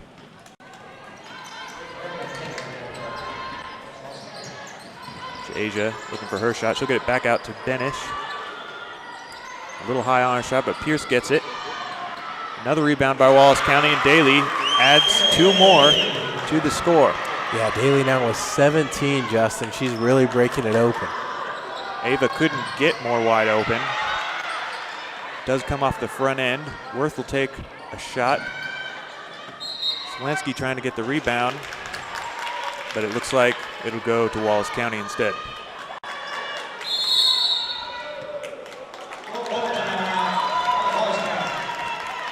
Head coach Tori Elder for Wallace County will look to take a timeout, hopefully extend their lead. They're currently up by 2, 44-42.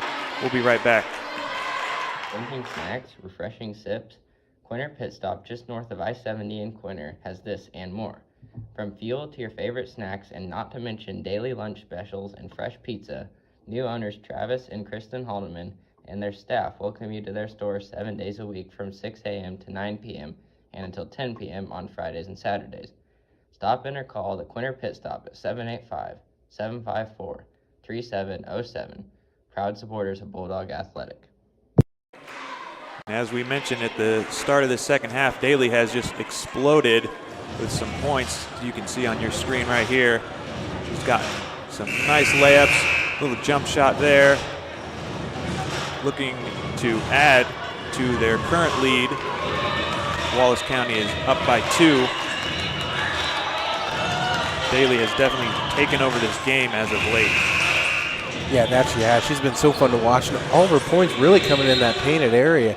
Not a whole lot of shots from outside. She did have 1 3 that she knocked down, a bank shot. But other than that, all in the paint. So Quinter has to do a great job of locking down that painted area down the stretch. They've been playing hard defense on Dinkle there. She's able to force Dinkle to double dribble. It's great defense by Quinter. They'll look to tie it up, possibly take a lead with little under 4 minutes left in the fourth. Worth up top. It's for the pick and go by Zielinski. Pass was a little off the mark.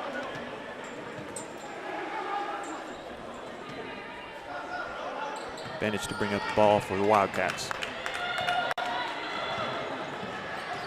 Asia looking to set a high screen. Benish loses the ball to Worth. Down to the races. Able to get there, but not able to get the points. Asia will get the rebound and then get fouled by number 2, Betts.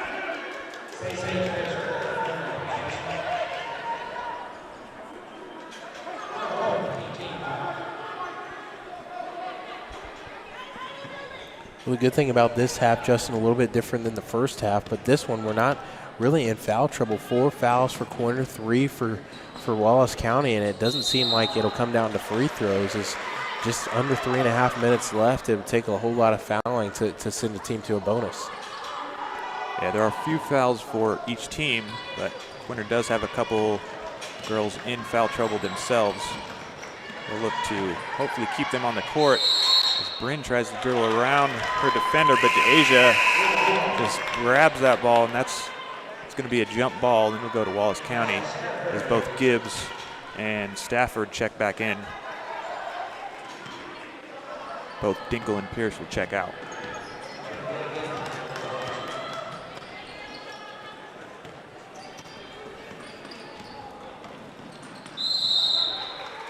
Another turnover by Wallace County.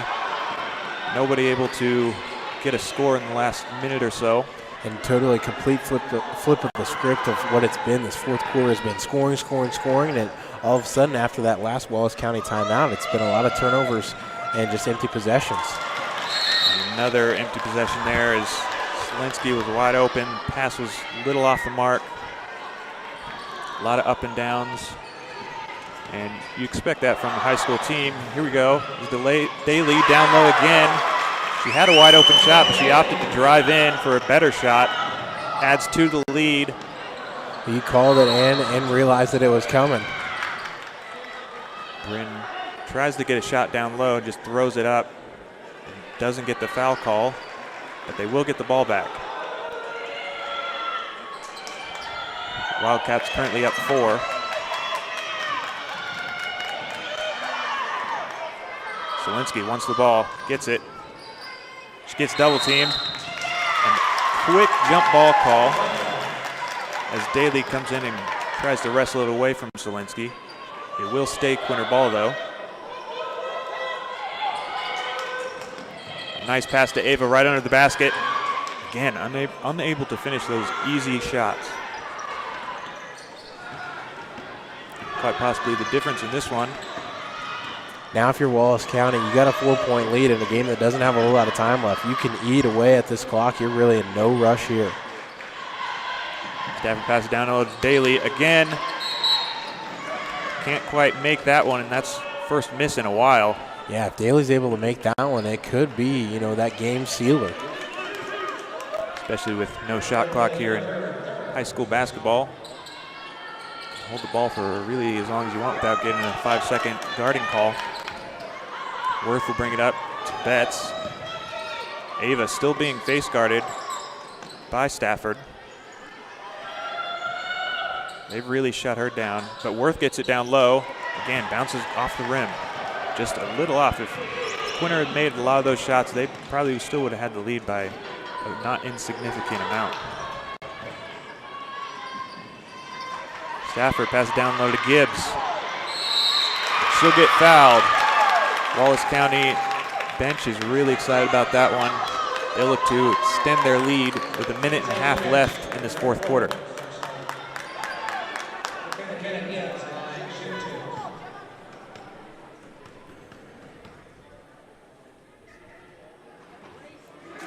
Gibbs not able to get the first.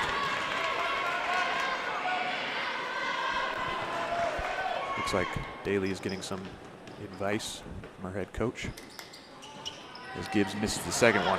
Big misses right there. That leaves the door cracked just a little bit, just enough for the Quinter Bulldogs. A lot of pressure on those free throws. Quinter head coach Matt Havlis did not like what he saw, so he's going to go ahead and take a 30-second timeout. He wants to set up his offense, try and cut into this 4-point Wallace County lead. It's been back and forth game until Wallace County just took the lead a little bit ago and hasn't gave it up. Currently for Quinter, the leading scorers are Ava Gillespie with 15, Kennedy Zielinski with 14, and Bryn Gillespie with 7. Yeah, on the other side for Sharon Springs, Jalen Daly has stolen the show here, Justin. 19 points for her. Jima Stafford's got 3. McKenna Gibbs has got 6. I've got Joss Benish with 10. Maddie Pierce with 2. Brooklyn Dinkle with 1. And Ja'Asia Stafford with 4. As I mentioned earlier, when Quinter loses, they average 42 points, so this is not a good omen as they currently sit at 42 right now. Yeah, they're trying to break your statistic right there, but with 1:20 left, and it doesn't seem like they're going to be able to be bailed out at the free throw lines. 2 fouls left to give by Wallace County. It's going to come down to their offense. Kennedy Worth gets a nice layup, and she'll make that. Even with Jasia right there, Kennedy Worth, they'll at least get past 42, hoping to cut that lead. They do get a turnover from Wallace County. Exactly what they were looking for. With little time coming off the clock, they'll get the ball back, only down 2. Yeah, great defensive possession right there. The heat has been dialed up in this gymnasium. Things are coming down to the last minute. They were looking to calm things down a little bit, but wants to get into the offense quickly. A nice pass to Betts. She'll get fouled. Banish does not like that call, but I don't see any other way that call could have been made. Betts will go to the line for 2. That's Benish's 3rd foul. Tough miss. These are really important high-pressure free throws. Yeah, and you know, if she misses this one, then the scores are going to be odd and even. And now she leaves the door open for Wallace County. Asia trying to get out of that trap. Looks like a timeout was called by the Wildcats. And it's going to be a full timeout. We'll be right back with the conclusion of this great game. Family Market in downtown Quinter is here to provide fuel for Bulldogs of all ages. Come in and check out our variety of fresh produce, the large selection from the meat department, or food from the deli section. Offering weekly specials, Family Market has your family covered. Shop local, where we provide friendly smiles, a warm welcome, and service you can't find elsewhere. Family Market, a locally owned grocery store, is a proud supporter of all things Bulldog and Bulldog athletics. We're back here in Quinter, streaming on YouTube. A great game, 44 for Quinter, 46 for Wallace County Wildcats. We'd like to ask you to subscribe to the Quinter Schools YouTube channel. If we get 1,000 subscribers, we can broadcast directly through YouTube and avoid using the third-party software. We're halfway to our goal. Please go ahead and subscribe. You'll get more great games like this. We'll be able to broadcast it to you a lot easier. Everybody wins. Man, Justin, what a great game to have tonight on a frigid Tuesday. The kids hoping for a day off school tomorrow, but what better way to go into that off day than with a win right here? The Bulldogs need to have some great defense. Things are definitely heating up right before a big snowstorm comes in. Possibly cools everything down later at night.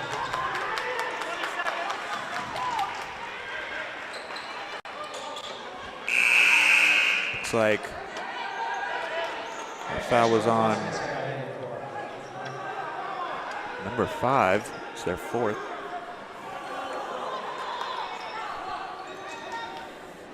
Bit of confusion here as whose ball it is. It is Wallace County who's giving the ball. Benish will throw into Daly.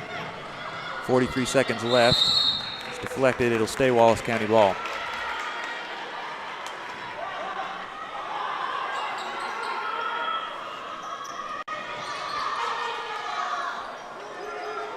Stafford looks to throw in. And this is big. You got to play good defense, but you also got to play smart defense, as the next foul will put Sharon Springs at the line. Gillespie gets her hand on the ball, but unable to poke it away. Zielinski comes in a little bit too hard. She'll get that foul that you were just talking about. Stafford will head to the line, shooting 1-1. One of my favorite things to keep an eye on is coaches throughout a ball game, and right there, a veteran move by Coach Tori Elder. Before his freshman steps to the line, he calms her down just a little bit, telling her just to relax and focus. And right there, she knocks it down. A big shot right there, a 3-point lead. Could she put the nail in the coffin right here, making a 2-possession game if she makes this one?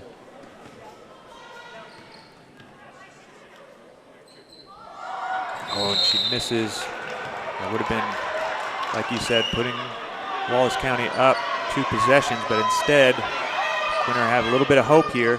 Yeah, with 33 seconds, no need to go for a 3. You can just go for a quick 2 and rely on your defense. Worth at the 3-point line, back down to Zielinski. 23 seconds left. Worth takes it back out. You need to get something here. Grin at the 3, 16 seconds. She'll drive it down low and get called for the foul. Will be Gibbs for the Wildcats. Yeah, but right there, you definitely would want to go quick, try and get a quick 2. But right there, they ate a lot of the clock, so now you got to go. This is hard for Coach Matt Havels. A lot of scenarios are flying through your head right now. If she misses, what do you do? If she makes it, what do you do? Timeout's a factor, foul's a factor, but it all comes down to free throws, and we'll see what Brent Gillespie can do. First one will come off the front end. Wildcats rebound, and they'll pass it ahead to Stafford with 9 seconds left. Tries to get 2 more, and she'll get fouled hard by Bryn. So now that a shooting foul, she'll get 2 automatic shots. If the foul occurred on the court, it would just be a 1-and-1. So these are huge. If she makes one, it could be done for the Bulldogs.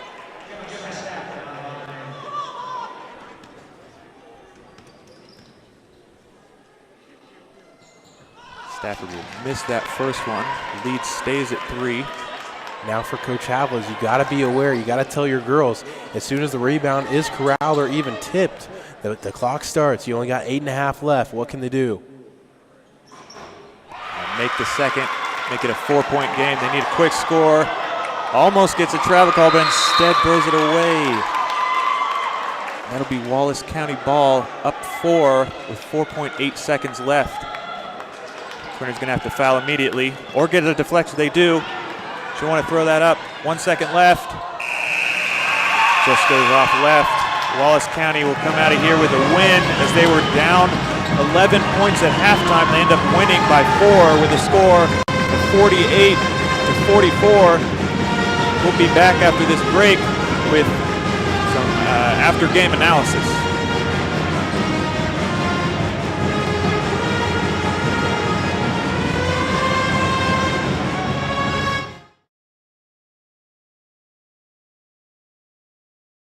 Hello, I'm Levi Gibbs, Western Kansas Regional President for Equity Bank. And I'm Chad Churchwell, commercial lender, Quinter, Kansas.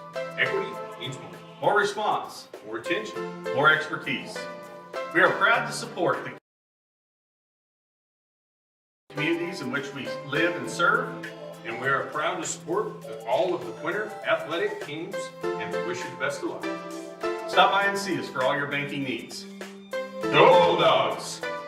Zielinski Land and Cattle Inc. of Park, Kansas proudly supports all Bulldog activities and Bulldog athletics. Kelly and Curtis are lifelong residents of Gove County and have farmed for over 30 years. They proudly run their family business. The Zielinskis operate a small livestock feed yard while also growing wheat and corn. Keeping up with the best practices, they incorporate no-till farming in the operation to the greatest extent possible. Zielinski Land and Cattle would like to congratulate the Bulldogs on the tremendous accomplishments of this year and wish them the best of luck. Kaiser Angus supports the Bulldogs in their academic and athletic achievement. Kaiser Angus is owned and operated by Daryl and Frina Kaiser. They have served many ranchers in the area and farmed in Gove County since 1990. The Kaisers offer and sell registered Black Angus cattle. They also look forward to being your new seed stock source. Look for their annual production sale the first Thursday in April. More information can be found at kaiserangus.com. Kaiser Angus is proud to support the Bulldogs in this tough year and looks forward to many more accomplishments to come. A healthy smile is the goal for every patient at Blackwood Family Dentistry. For over 18 years, Dr. Blackwood and his staff have been offering comprehensive care to patients of all ages. Dr. Blackwood is your hometown provider for all treatment options to maintain and restore your oral health. So if you are a new patient or want convenient family scheduling, make an appointment at Blackwood Family Dentistry, proud supporter of Bulldog academics and athletics.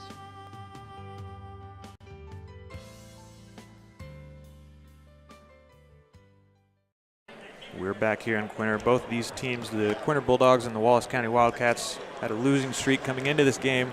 Only one of them could have broken it and turned their fortunes around, and that ended up being the Wildcats as they win 48-44. The Bulldogs, as I said earlier a couple times tonight, that they averaged 42 in their loss, so right around there. Just weren't able to keep up towards the second half, as Wallace County, really Daly herself came out in the second half and really caught back up as they were down 11 and then eventually took the lead, really never gave it back. What do you think, Jackson? Yeah, I mean, really, this was all Quinter's game. The first half, they controlled the pace, but the second half, how about the adjustments for Sharon Springs? They come out of the locker room down by 11, and within about a minute, they find themselves down by 4. Next thing you know, it's a tied game. Then they take the lead. The momentum completely flipped after the halftime meeting. between the two teams. And really for Quinter, it seemed like that they had it in the bag, and it was their game at halftime, up by 11, 29-18. I thought this team was really playing some good basketball in the first half, especially that second quarter. Ava Gillespie still with a great night, 15 points. Kelsey Zielinski with 14. I was looking for a little bit more out of Kennedy Worth, but credit to Sharon Springs. They were really hovering over Kennedy Worth quite a bit. For the Wildcats, I mean, really, Jalen Daly stole the show in the second half.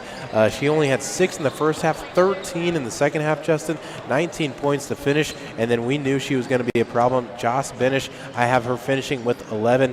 But how about the sister tandem duo of Jima Stafford and Jaiza Stafford? They didn't really light up the stat sheet by any means, but the hustle plays, the 50-50 balls, the defense, that's where they excelled tonight, and that really helped them get this lead and get the win today. It was a very fun game. I'm excited for this boys game.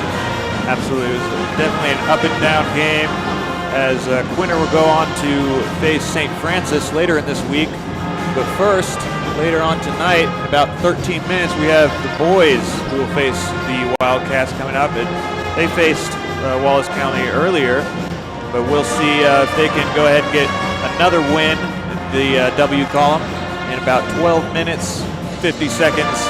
We'll go ahead and see you after this. Bluestem Medical's primary care physicians, Dr. Michael Mackin, Dr. Doug Gruenbacher, Dr. Shelley Gruenbacher, Dr. Scott Rempel, Dr. Anna Rempel, and nurse practitioner Glenda Wheeler provide medical assistance for the entire family. Their amazing staff provides services for all ages, including OB, sick and well visits, televisits, physicals, immunizations, and minor procedures. Visit them at 501 Garfield Street in Quinter, or give them a call at 785-754-3333 to book your next appointment. Bluestem Medical, delivering beneficial care for Northwest Kansas and a proud supporter of Bulldog Athletics. Kansas Land Bank is a locally owned community bank supporting community and school events. They are a full-service bank offering everything from ag loans to personal savings and checking accounts. Kansas Land Bank has a friendly staff that provides that personal touch. As one of the few locally owned community banks left in western Kansas, they strive to serve the needs of the people in our area.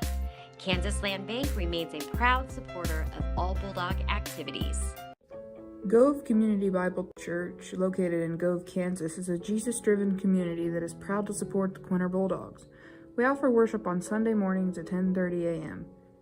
If you would like to know more about our church, visit our website at www.govecbc.com or download our Faith Life app from the QR code. Be sure to follow us on Facebook as well. Good luck, Bulldogs.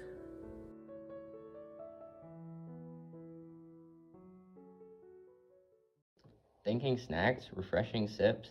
Quinter Pit Stop just north of I-70 in Quinter has this and more. From fuel to your favorite snacks, and not to mention daily lunch specials and fresh pizza, new owners Travis and Kristen Haldeman and their staff welcome you to their store 7 days a week from 6 a.m. to 9 p.m. and until 10 p.m. on Fridays and Saturdays. Stop in or call the Quinter Pit Stop at 785-754-3707. Proud supporters of Bulldog Athletic. Family Market in downtown Quinter is here to provide fuel for Bulldogs of all ages. Come in and check out our variety of fresh produce, the large selection from the meat department, or food from the deli section. Offering weekly specials, Family Market has your family covered. Shop local, where we provide friendly smiles, a warm welcome, and service you can't find elsewhere. Family Market, a locally owned grocery store, is a proud supporter of all things Bulldog and Bulldog Athletics. Hello, I'm Levi Gibbs, Western Kansas Regional President for Equity Bank. And I'm Chad Churchwell, commercial lender, Quinter, Kansas. Equity means more. More response, more attention, more expertise. We are proud to support the communities in which we live and serve, and we are proud to support all of the Quinter athletic teams, and we wish you the best of luck. Stop by and see us for all your banking needs. Go Bulldogs! Zielinski Land and Cattle Inc. of Park, Kansas proudly supports all Bulldog activities and Bulldog athletics. Kelly and Curtis are lifelong residents of Gove County and have farmed for over 30 years. They proudly run their family business. The Zielinskis operate a small livestock feed yard while also growing wheat and corn. Keeping up with the best practices, they incorporate no-till farming in the operation to the greatest extent possible. Zielinski Land and Cattle would like to congratulate the Bulldogs on the tremendous accomplishments of this year and wish them the best of luck. Kaiser Angus supports the Bulldogs in their academic and athletic achievement. Kaiser Angus is owned and operated by Daryl and Frina Kaiser. They have served many ranchers in the area and farmed in Gove County since 1990. The Kaisers offer and sell registered Black Angus cattle. They also look forward to being your new seed stock source. Look for their annual production sale the first Thursday in April. More information can be found at kaiserangus.com. Kaiser Angus is proud to support the Bulldogs in this tough year and looks forward to many more accomplishments to come. A healthy smile is the goal for every patient at Blackwood Family Dentistry. For over 18 years, Dr. Blackwood and his staff have been offering comprehensive care to patients of all ages. Dr. Blackwood is your hometown provider for all treatment options to maintain and restore your oral health. So if you are a new patient or want convenient family scheduling, make an appointment at Blackwood Family Dentistry, proud supporter of Bulldog academics and athletics.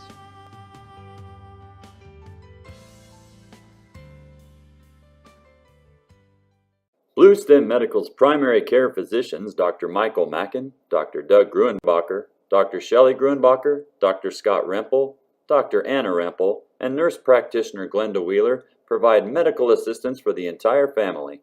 Their amazing staff provides services for all ages, including OB, sick and well visits, televisits, physicals, immunizations, and minor procedures. Visit them at 501 Garfield Street in Quinter, or give them a call at 785-754-3333 to book your next appointment. Bluestem Medical, delivering beneficial care for Northwest Kansas and a proud supporter of Bulldog athletics. Kansas Land Bank is a locally owned community bank supporting community and school events. They are a full-service bank offering everything from ag loans to personal savings and checking accounts. Kansas Land Bank has a friendly staff that provides that personal touch. As one of the few locally owned community banks left in western Kansas, they strive to serve the needs of the people in our area. Kansas Land Bank remains a proud supporter of all Bulldog activities. Gove Community Bible Church, located in Gove, Kansas, is a Jesus-driven community that is proud to support the Quinter Bulldogs. We offer worship on Sunday mornings at 10:30 a.m. If you would like to know more about our church, visit our website at www.govecbc.com or download our Faith Life app from the QR code. Be sure to follow us on Facebook as well. Good luck, Bulldogs.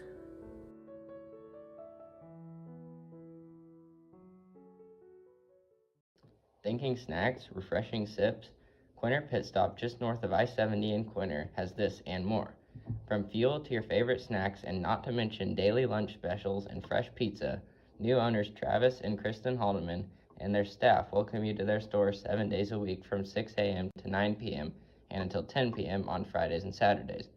Stop in or call the Quinter Pit Stop at 785-754-3707.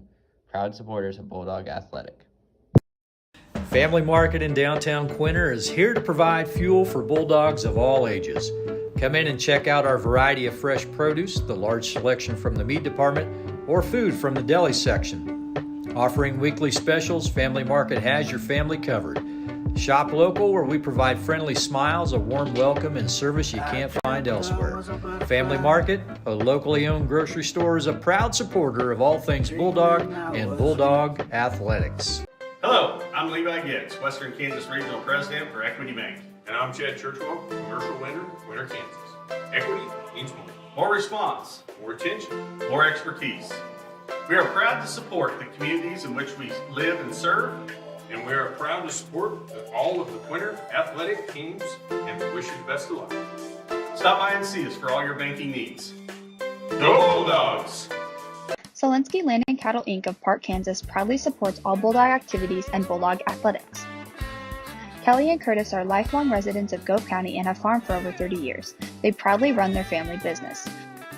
The Zielinskis operate a small livestock feed yard while also growing wheat and corn. Keeping up with the best practices, they incorporate no-till farming in the operation to the greatest extent possible. Zielinski Land and Cattle would like to congratulate the Bulldogs on the tremendous accomplishments of this year and wish them the best of luck.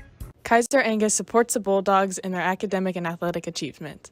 Kaiser Angus is owned and operated by Daryl and Frina Kaiser. They have served many ranchers in the area and farmed in Gove County since 1990. The Kaisers offer and sell registered Black Angus cattle. They also look forward to being your new seed stock source. Look for their annual production sale the first Thursday in April. More information can be found at kaiserangus.com. Kaiser Angus is proud to support the Bulldogs in this tough year and looks forward to many more accomplishments to come. A healthy smile is the goal for every patient at Blackwood Family Dentistry. For over 18 years, Dr. Blackwood and his staff have been offering comprehensive care to patients of all ages. Dr. Blackwood is your hometown provider for all treatment options to maintain and restore your oral health. So if you are a new patient or want convenient family scheduling, make an appointment at Blackwood Family Dentistry, proud supporter of Bulldog academics and athletics.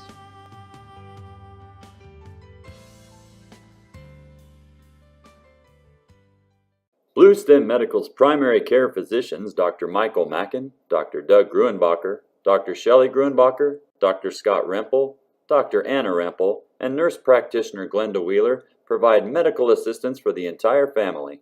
Their amazing staff provides services for all ages, including OB, sick and well visits, televisits, physicals, immunizations, and minor procedures. Visit them at 501 Garfield Street in Quinter, or give them a call at 785-754-3333 to book your next appointment. Bluestem Medical, delivering beneficial care for Northwest Kansas and a proud supporter of Bulldog athletics. Kansas Land Bank is a locally owned community bank supporting community and school events. They are a full-service bank offering everything from ag loans to personal savings and checking accounts. Kansas Land Bank has a friendly staff that provides that personal touch. As one of the few locally owned community banks left in western Kansas, they strive to serve the needs of the people in our area. Kansas Land Bank remains a proud supporter of all Bulldog activities.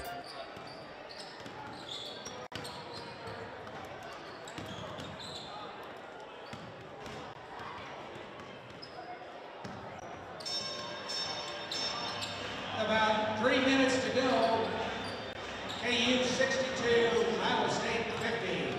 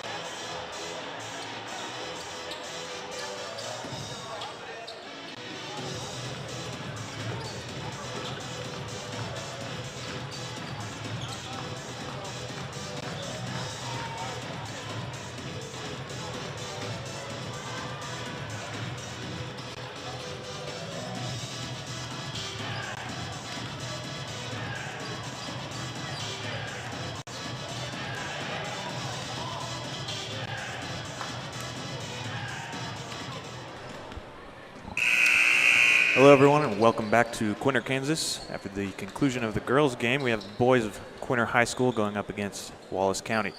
I'm Justin Davis and I'll be joined by Jackson Webb momentarily. These two teams should be very familiar considering they just played each other 11 days ago. In that matchup, the Bulldogs got off to a slow start, going down by 12 at half, only to come out of the second half blazing, outscoring Wallace County 24-8 in the third quarter on their way to an 8-point win. Quinter's also faced several injuries this season. Gus Bridges was out earlier in the year. He'll be back tonight, but unfortunately, Braden Polifka went out of the game last week with a non-contact injury, and he'll be on the sidelines for a while. Not sure how many minutes Bridges will get tonight. It'll be interesting regardless as the Wildcats look to avenge their 58-50 loss, and the Bulldogs try to double up on Wallace County, bring their win total to 5 on the season. As we listen to the starting lineups for both teams, it'll be interesting going into this match if Gus Bridges plays a lot, especially since Polifka is on the bench, who they're going to have down low to really help bolster their down low presence.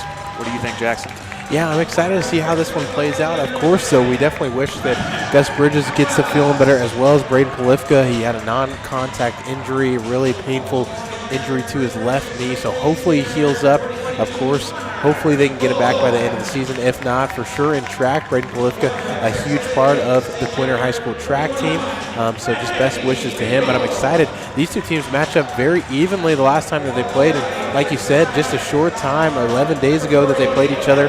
So a little bit of a sour taste in their mouth for Sharon Springs. They're trying to avenge that loss tonight. They'll have their hands full. But like we said earlier, these two played actually in the JV gym, so they're playing the new venue tonight. So it'll be interesting to see if that factors into the game as well. Yeah, it is the same two teams on the front of the jersey, but Sharon Springs has a lot of missing players. They'll see a different lineup as we go through. For Wallace County, number 0, Jake Willems, 3, Cade Johnson, number 20, Ace Edwards, 22, Connor Coleman, and number 40, Evan Pierce. For the Quinter boys, number 2, Eli Grumbacher, 3, Kyler Johnson, 10, Preston Havlis, who had 24 on 8 for 16 shooting and 7 of 10 from the line in the last matchup, and number 21, Quentin Haldeman, and number 24, Trevor Kaiser. I'm sorry, not Quentin Haldeman. It's 21, Bradley Riedel. My mistake. As Quinter gets the tip-off over to Johnson.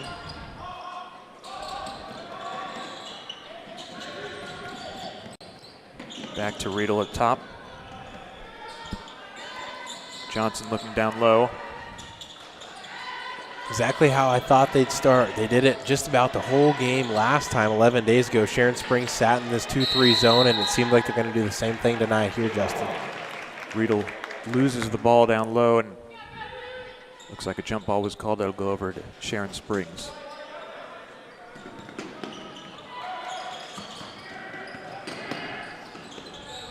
They'll bring the ball up, look down low.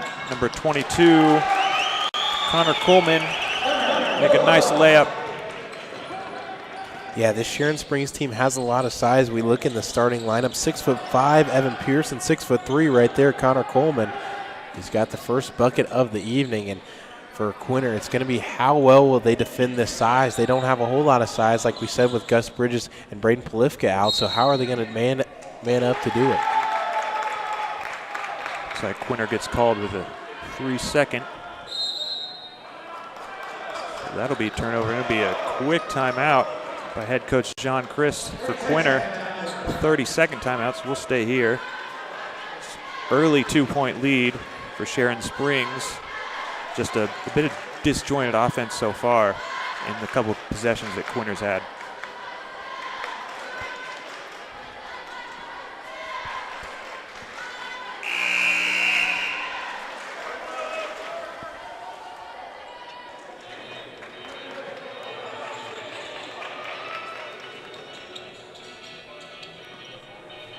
Quinter's back out on the court. Looks like they're going to set up and a bit of defense to defend this pass in bounds. Full court man so far. They're looking to trap. Sharon Springs breaks it. It's passed down low. Pass back out to Evan Pierce. Passes it over to Jake Willems. He's going to miss that. That'll be out of bounds. Be Quinter ball. Sorry, that'll be out of bounds and Sharon Springs ball. They're up 2 and wide open. Willems down low. Unable to make that, but gets his own rebound. Eventually it gets back out to Evan Pierce. Back to Willems. Over to Coleman.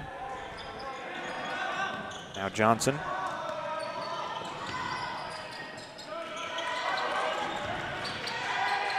Looking for someone to get the ball from him.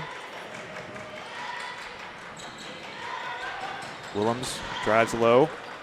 Sharon Springs really taking all the time in the world. They're doing a great job of not forcing anything right now. Up until that, and they still haven't turned it over either, as that stays with Sharon Springs. Willems to throw it in. Pass it to Johnson.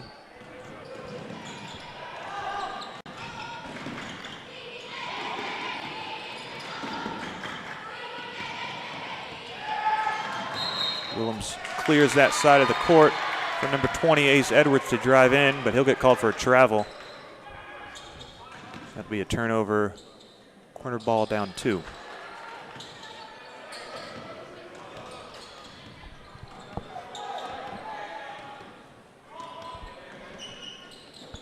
Riedel to Johnson.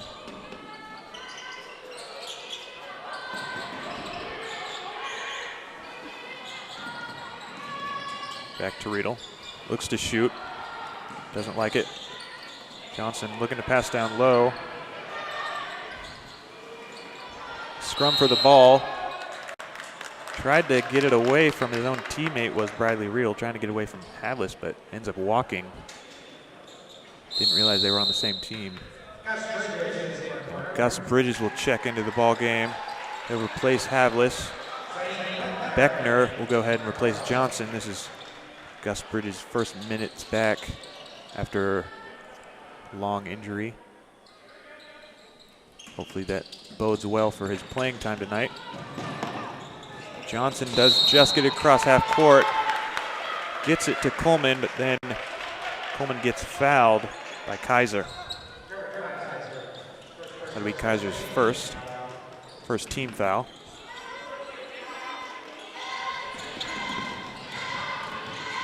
Johnson drives in off the front of the rim. Wildcats get a rebound, put it back. It's a 4-point lead early. Yeah, Connor Coleman just with all 4 of Sharon Springs' points, and that's been the only scoring we've got tonight. Just one guy so far in about 3 minutes of play. That'll be a turnover for Quinter. Gus Bridges wasn't able to handle. Rebound on that. So Riedel will come out, and in his place will be Briggs. Try to get the ball to Johnson. It gets deflected and then gets back to Johnson. Passes to a wide open Pierce. Get the shot fake and then get the points. Well, really, it's going to be how well can they defend the big players of Sharon Springs, and so far, not at all. The 2 post players for the Wildcats account for all 6 of their points so far, Justin. Beckner trying to get ball back into play. Ends up going off Sharon Springs. They get the ball to Bridges, to Beckner. Back to Bridges down low. Shoots over Coleman and gets 2 points. A great couple of minutes for him.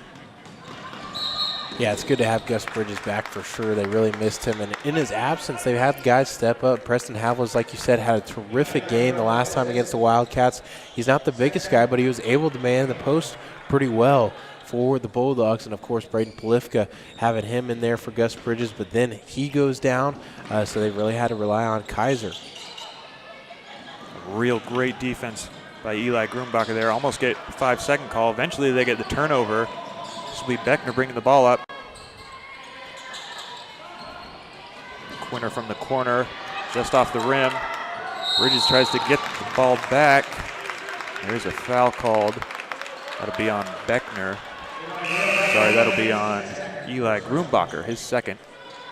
He'll go ahead and check out of the game in place for his brother, Ethan Grumbacher. Ethan on Johnson. Gus Bridges tries to get the trap. Nice press break. Connor Coleman able to drive and get a foul. I believe that foul will be Trevor Kaiser's second foul. So already some foul trouble for the Bulldogs. Looks like Havlis is going to check back in, possibly for Kaiser. And that is the case.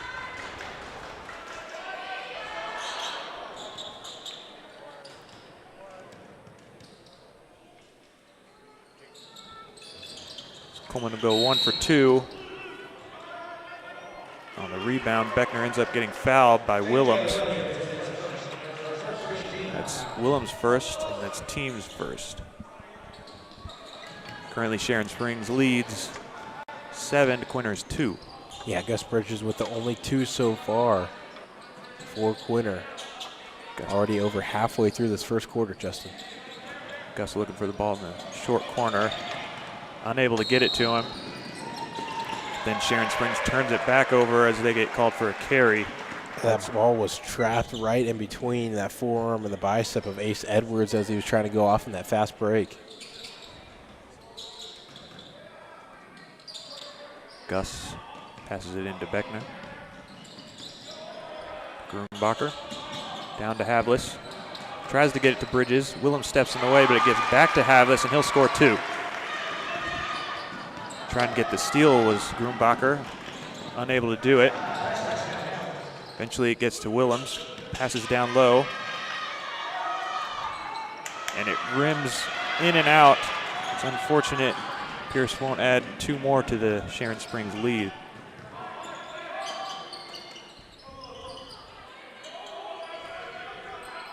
Again, they're looking to get Bridges going early. And they'll get it to him. He's under the basket, though.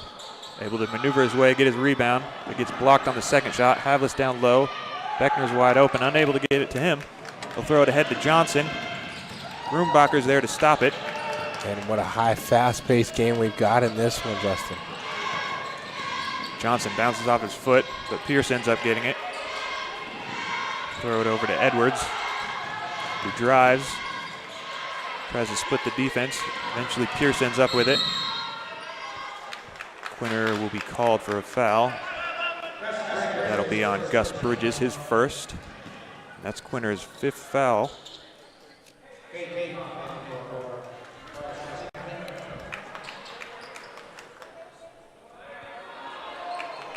And it looks like Cade Funk went ahead and checked in for Edwards. Pierce at the top. Gives it to Willems.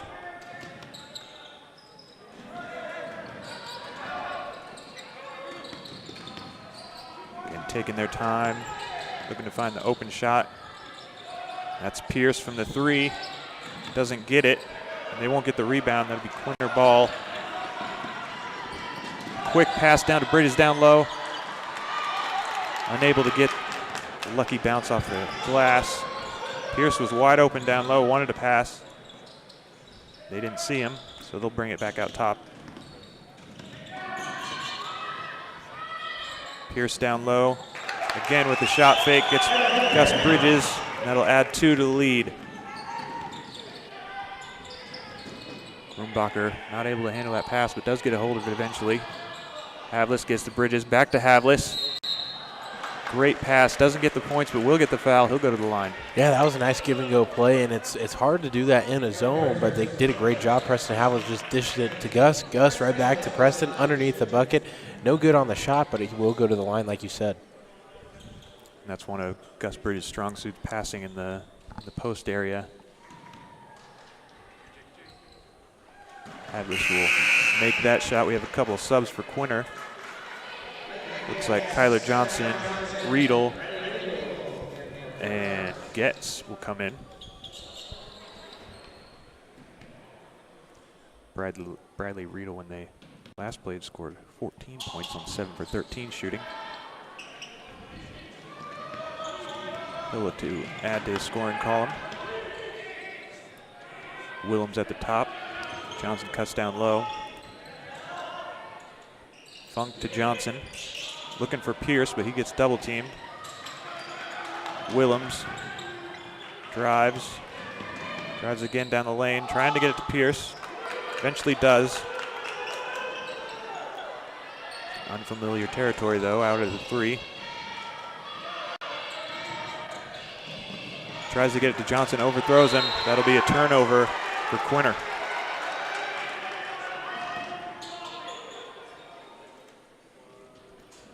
Those long possessions are usually great, but when they come up empty, they hurt a little bit more.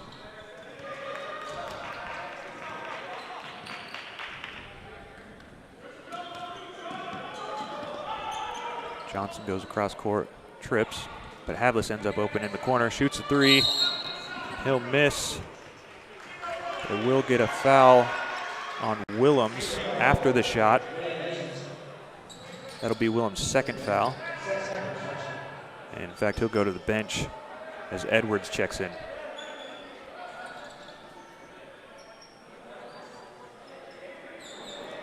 Sharon Springs currently enjoying a 4-point lead with 40 seconds left in the first. Johnson open. Shoot gives to Havlis, wide open in the middle of the lane.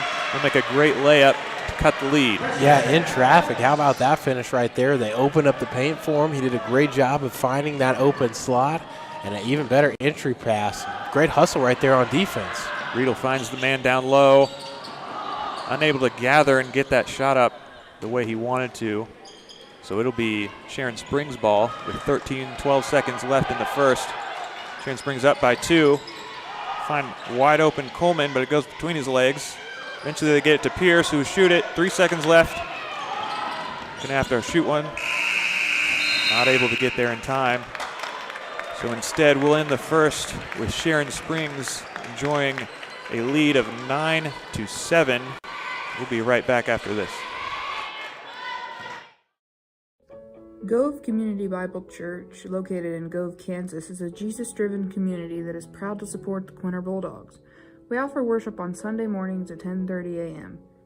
If you would like to know more about our church, visit our website at www.govecbc.com or download our Faith Life app from the QR code. Be sure to follow us on Facebook as well. Good luck, Bulldogs.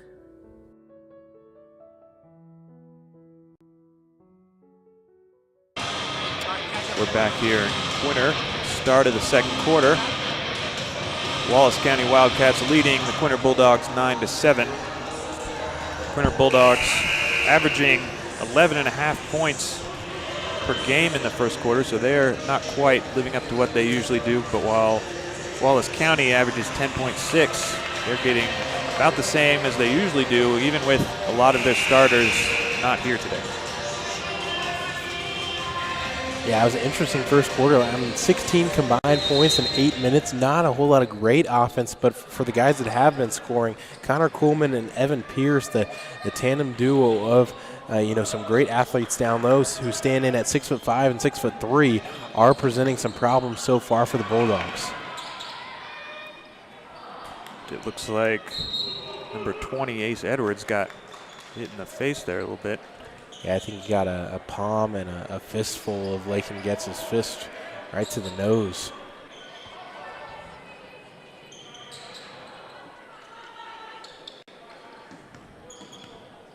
He'll hand Johnson the ball.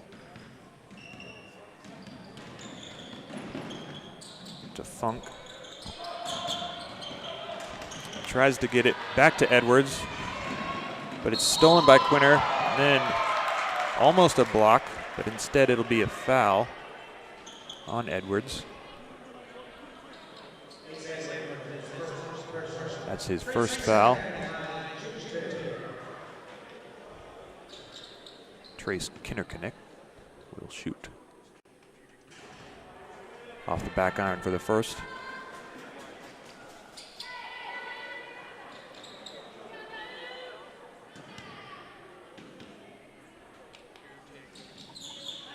And he makes a second, cutting Sharon Springs' lead to just 1. To try and trap.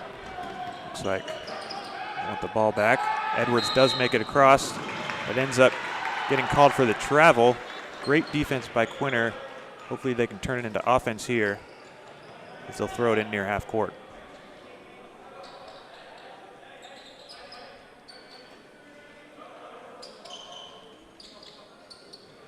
Kinnerkinick to Riedel.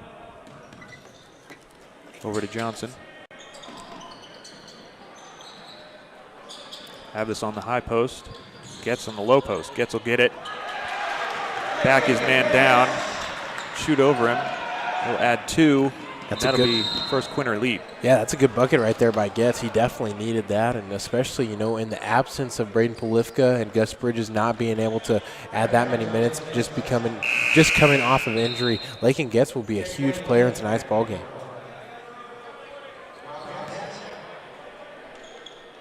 Looks like Willems will check back in for Edwards. Pierce to throw into Johnson. Quinter backing off on the press. They'll go man. Pierce picks up his dribble. Eventually gets to Johnson to Funk in the corner, wide open. Be off the front end of the rim. Willems gets it. Johnson sees an open lane. Instead shoots the 3. and he'll make that Sharon Springs retake the lead. Yeah, Johnson, I mean, if you're going to leave him that wide open, he had no other choice than just splash that one in. He was left wide open. Gets with the ball. Looks like we had a Quinter player, Havlis, tripped. He's able to get back up, get the ball, get it back down to Getz. Backs his man in again, and the bigger Getz will take that all night. It's a tie ball game, 12-12.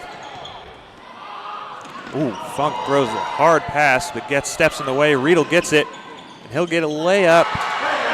Quinter will take the lead, 14-12. Sharon Springs looking a little bit out of order. They'll get a full timeout trying to stop this Quinter run as they take the lead by 2 with 6 minutes left in the second quarter. Drinking snacks, refreshing sips, Quinter Pit Stop just north of I-70 in Quinter has this and more. From fuel to your favorite snacks, and not to mention daily lunch specials and fresh pizza, new owners Travis and Kristen Haldeman and their staff welcome you to their stores 7 days a week from 6 a.m. to 9 p.m. and until 10 p.m. on Fridays and Saturdays. Stop in or call the Quinter Pit Stop at 785-754-3707. Proud supporters of Bulldog Athletic. We're back as Quinter took a little bit of a run there. You can see a couple shots down low. Bradley Riedel getting the ball, delivering a nice layup to put Quinter up 14 to Sharon Springs 12.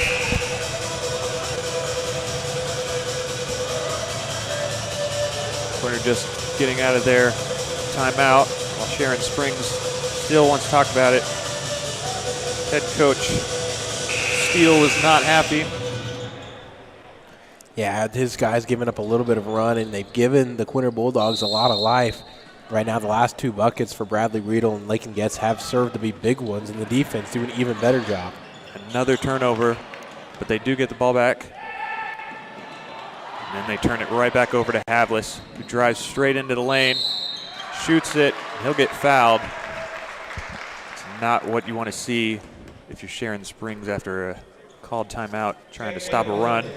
End up with 2 turnovers.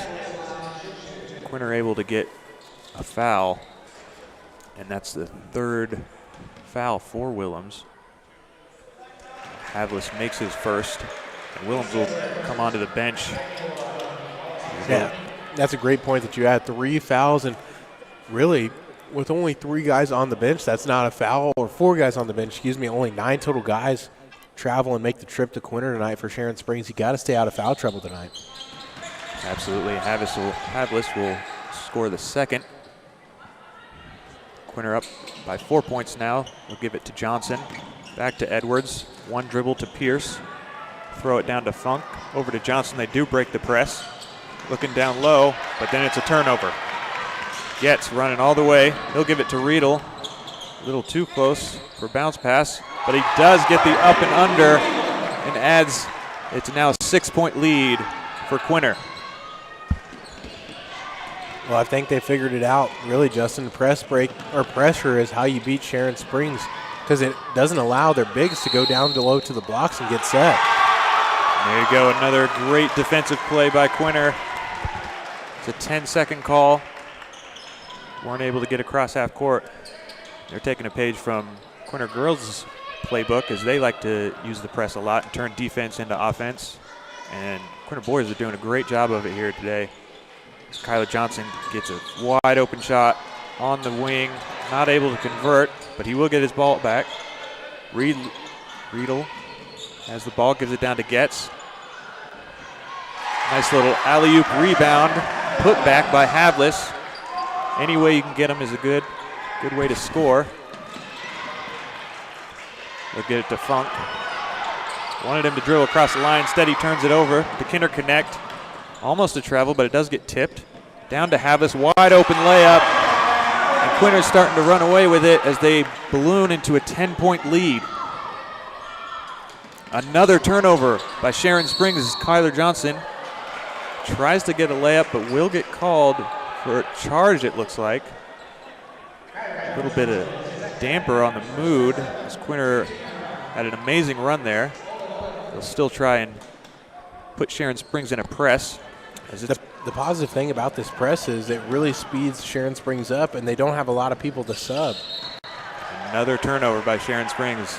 Yeah, like you said, in the early going, Sharon Springs was spending a lot of time in their offensive set just trying to find, a wide open player down low, just taking their time, and Quinter's defense has really pressured them, turned up the heat. They'll get it down to Getz.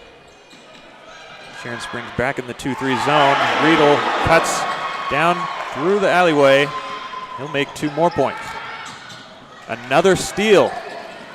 Kinder Connect not able to connect, but Bradley Riedel adds to the lead.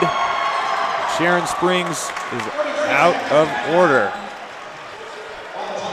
Looks like they're going to call a timeout. That'll be a 30-second timeout. So we'll stay here. Bradley Riedel puts Quinter up 26-12. They do have 7 fouls, but Sharon Springs haven't been able to capitalize as of yet. Yeah, the defense so stifling, Justin. It seems as if they could barely get it across half court at this point. Sharon Springs really is out of rhythm right now, and we can see Coach Lawrence Steele really ripping into his guys right now. He just wants them to stay composed, to keep their focus, and break it with ease and patience. When they get into half-court offense, they're patient, but right now the Quinter Bulldogs defense has them so sped up. That's a huge key, especially at the high school level when you're breaking a press. And there you go, they get turnover again for an easy bucket from Havlis. As I was saying, on the high school level, one of the keys to breaking a press is definitely patience. You can't panic. When you panic, you make bad passes, you get turnovers. Not quite a turnover there, but a missed shot to a rebound. Almost got a turnover from Quinter. Wide open Riedel in the corner. He'll miss that one. It's tipped a couple times. Johnson will get it. Tries to throw ahead, but it's a turnover to Riedel. Riedel picks up his own dribble, and he'll get 2 more points. To Johnson. Edwards. They do get it across half court. Seems like it's been a while. Coleman will score. And that might be the score that they needed to try and slow down the Bulldogs, because right now it seems like every possession is coming up with a green check mark next to it for the Bulldogs. Here Getz tries to add 2 more, and he'll get fouled.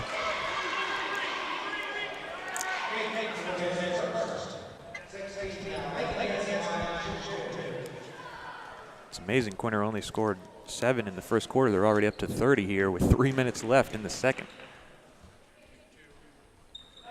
Getz will make the first, put it to 31. We have some subs coming in. It's Trevor Kaiser, Avery Briggs, and Eli Grumbacher. Getz, go ahead and make that. He'll be subbed for Gus.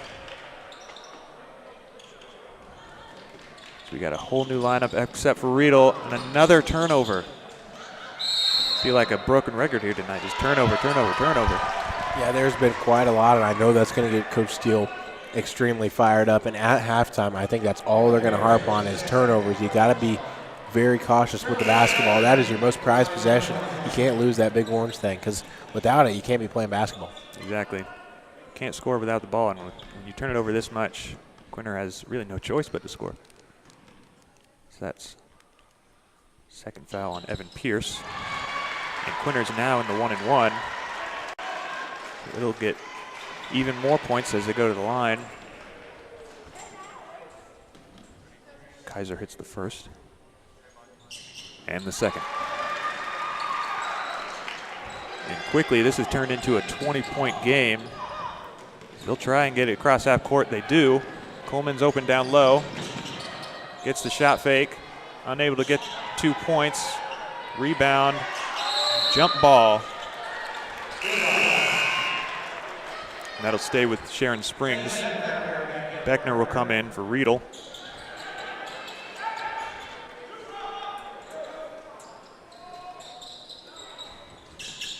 Both teams in the bonus. Edwards to Pierce. Down to Johnson. Mishandles it.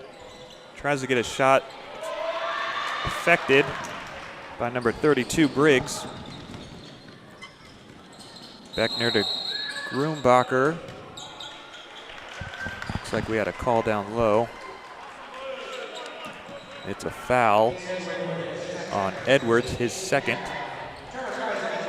Against Kaiser, he'll shoot 1-1.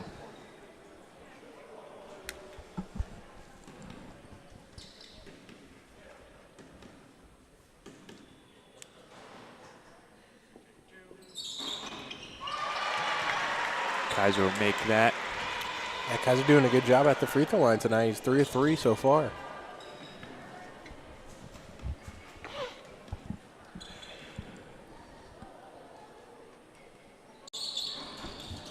Just misses that next one, but Briggs able to get the rebound. Bridges over to Grumbacher. Wants to drive baseline, it's not there. A tip pass by Pierce and eventually gets to Johnson. There's a wide open lane. Briggs able to come in and stop the score. Great defensive recovery. Eventually he'll get it to Beckner, who drives down low and pass just behind Grumbacher. It'll be Sharon Springs' ball. That was a good offensive possession by Sharon Springs. They just weren't able to capitalize, maybe get some momentum. Edwards down low. Kuhlman will add 2. Seems like as soon as they cross half court, they're always looking for Kuhlman down low. And more times than not, he's at an open shot. Yeah, they just sit him right at the block and tell him, don't move, big fella, we'll bring it to you. As long as they can get it past half court, that's who they're looking for. But they got to break the press first. That has been the main problem here tonight. But they do get it across half court again. It's Edwards. Looks like, yeah, that is a travel. We turnover once again as both Havlis and Johnson will be checking in for Quinter. And Grumbacher and Beckner will check out.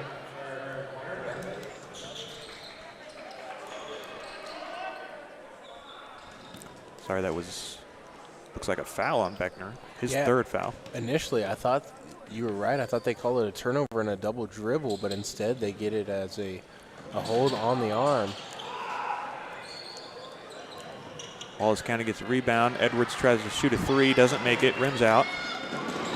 Havlis gets a turnover to Funk, almost turns it over, but he keeps his pivot foot. He'll give it to Edwards.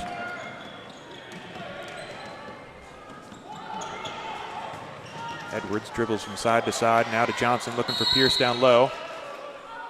And they'll get Gus Bridges with the push on Pierce.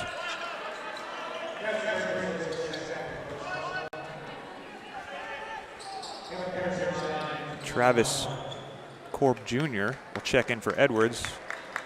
Be his first minutes of the night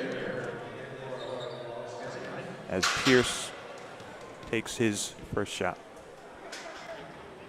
And he makes it. He'll get another.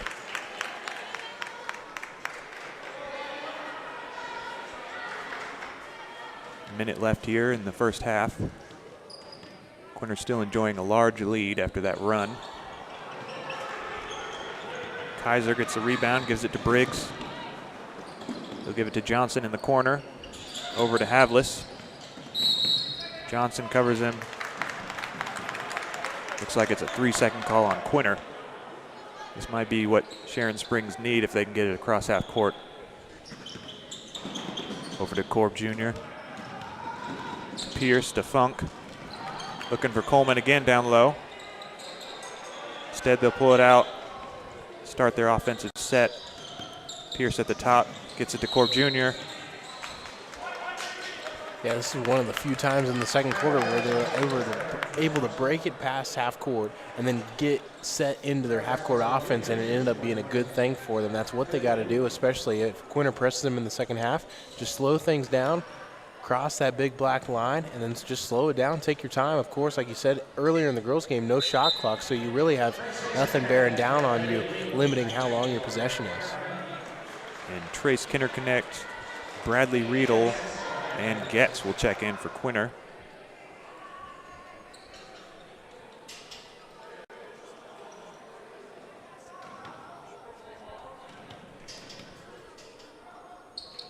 Korb Jr. will miss the second shot. Riedel gets his footing, gathers the ball. Pass it down to Briggs, who's wide open. Nice big three, just hits off the back iron, and then the back of the backboard. That's out of bounds. So Pierce will throw it in. Yeah, good catch by the side referee. The one underneath the basket didn't catch it, but it actually hit a little small pole behind the bucket. That could have saved Sharon Springs that possession. Another turnover, not able to get it across half court. Quinter connect down low. Too hard off the backboard. Briggs gets the rebound, adds two more to Quinter's lead. Riedel on ball. Trying to deny. Looking for another turnover, almost get it. Johnson gets across half court, but loses the ball. Eventually gets it to Pierce. Pierce to Funk in the corner. Down to Coleman, but he'll lose it. As time runs out, Quinter unable to get that long shot, but they've had plenty in the first half as they lead by 20. The score of 37-17. We'll be back after this break. Family Market in downtown Quinter is here to provide fuel for Bulldogs of all ages. Come in and check out our variety of fresh produce, the large selection from the meat department, or food from the deli section. Offering weekly specials, Family Market has your family covered. Shop local, where we provide friendly smiles, a warm welcome, and service you can't find elsewhere. Family Market, a locally owned grocery store, is a proud supporter of all things Bulldog and Bulldog athletics. Hello, I'm Levi Gibbs, Western Kansas Regional President for Equity Bank. And I'm Chad Churchwell, commercial lender, Quinter, Kansas. Equity means more. More response, more attention, more expertise. We are proud to support the communities in which we live and serve. And we are proud to support all of the Quinter athletic teams, and we wish you the best of luck. Stop by and see us for all your banking needs. Go Bulldogs! Zielinski Land and Cattle Inc. of Park, Kansas proudly supports all Bulldog activities and Bulldog athletics. Kelly and Curtis are lifelong residents of Gove County and have farmed for over 30 years. They proudly run their family business. The Zielinskis operate a small livestock feed yard while also growing wheat and corn. Keeping up with the best practices, they incorporate no-till farming in the operation to the greatest extent possible. Zielinski Land and Cattle would like to congratulate the Bulldogs on the tremendous accomplishments of this year and wish them the best of luck. Kaiser Angus supports the Bulldogs in their academic and athletic achievement. Kaiser Angus is owned and operated by Daryl and Frina Kaiser. They have served many ranchers in the area and farmed in Gove County since 1990. The Kaisers offer and sell registered Black Angus cattle. They also look forward to being your new seed stock source. Look for their annual production sale the first Thursday in April. More information can be found at kaiserangus.com. Kaiser Angus is proud to support the Bulldogs in this tough year and looks forward to many more accomplishments to come. A healthy smile is the goal for every patient at Blackwood Family Dentistry. For over 18 years, Dr. Blackwood and his staff have been offering comprehensive care to patients of all ages. Dr. Blackwood is your hometown provider for all treatment options to maintain and restore your oral health. So if you are a new patient or want convenient family scheduling, make an appointment at Blackwood Family Dentistry, proud supporter of Bulldog academics and athletics.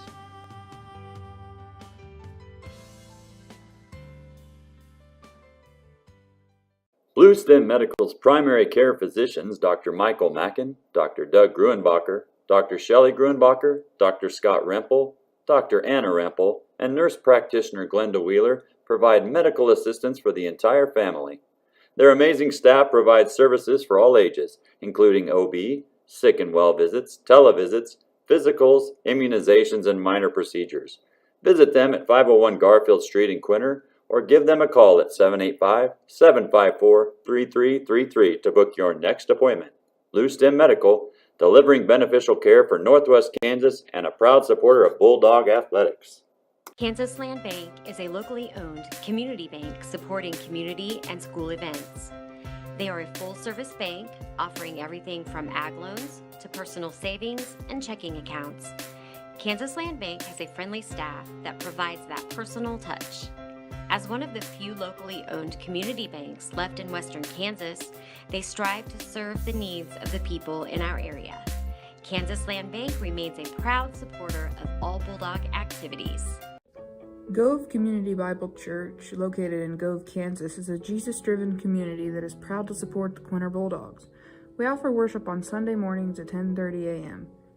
If you would like to know more about our church, visit our website at www.govecbc.com or download our Faith Life app from the QR code.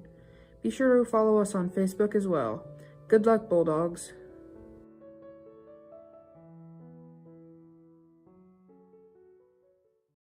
Thinking snacks, refreshing sips? Quinter Pit Stop just north of I-70 in Quinter has this and more.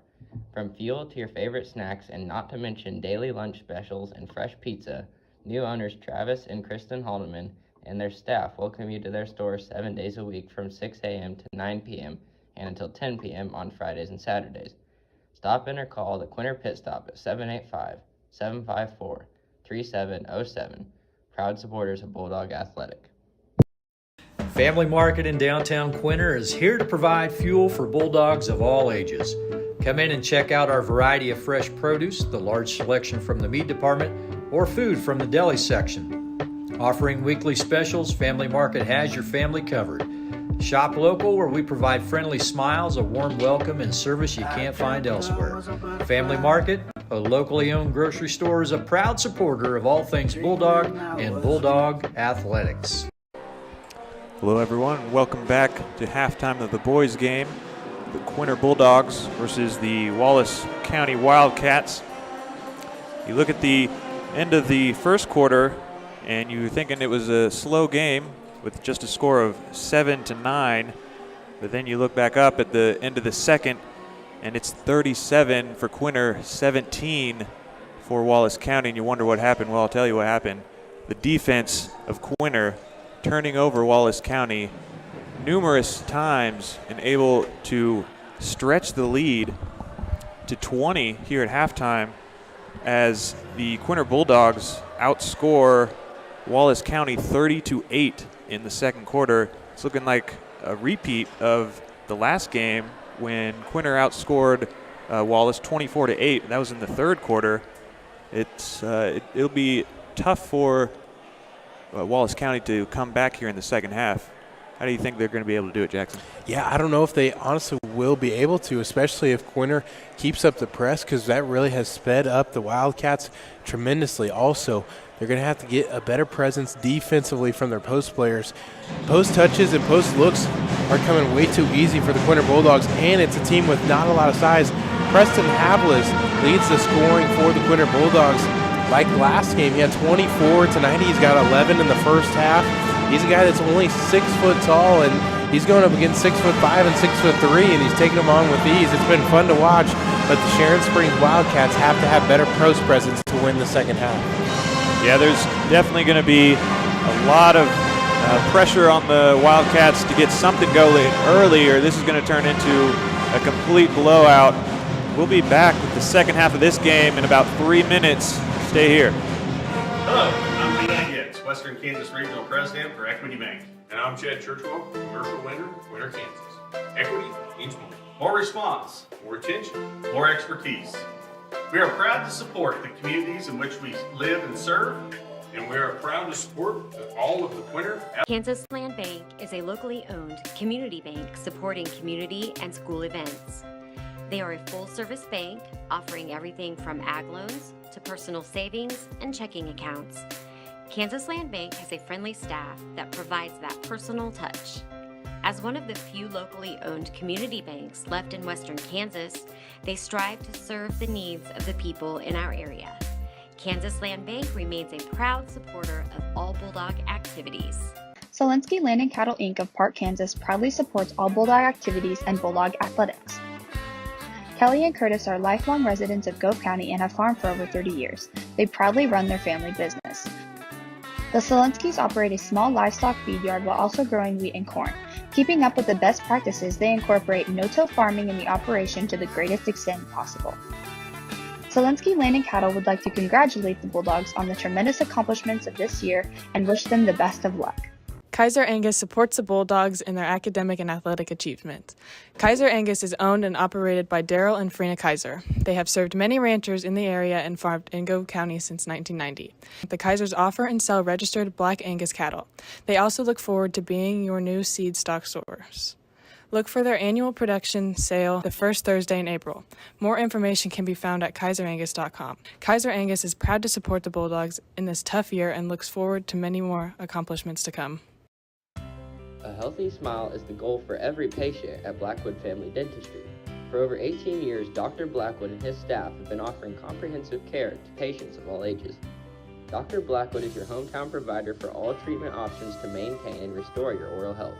So if you are a new patient or want convenient family scheduling, make an appointment at Blackwood Family Dentistry, proud supporter of Bulldog academics and athletics.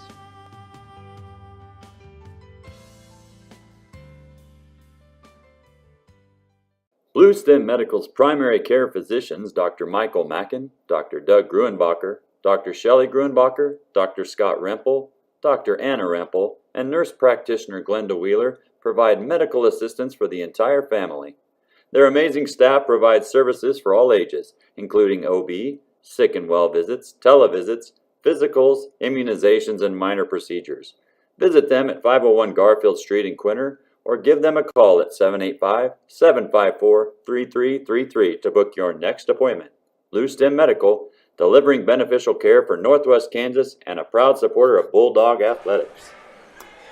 We're back here in Quinter at the start of the second half. Johnson will throw it into Riedel as Quinter has a nice 20-point lead. Shoot, they'll give it down to Havlis. Unable to score.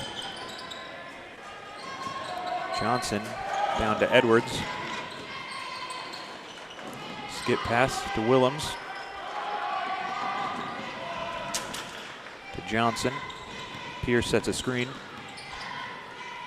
Looking for the ball, but he's covered. Willems uses the screen of Coleman. Coleman, high post.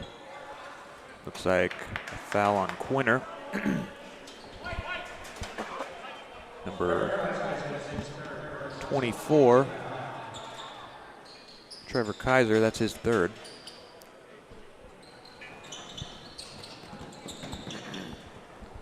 We'll get it into Coleman. We'll get it to Williams, shot fake.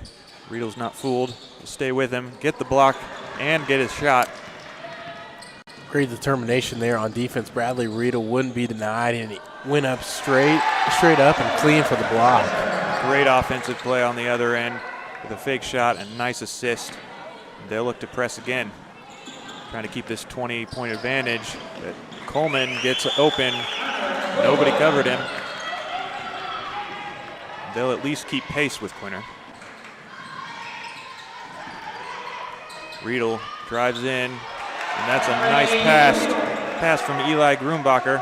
He'll add an assist, and Riedel will add 2 points. These first two possessions, the press hasn't been quite as good as it was the first half. Yeah, there's a little bit of a hole right now in the press, and Sharon Springs doing a great job of breaking it.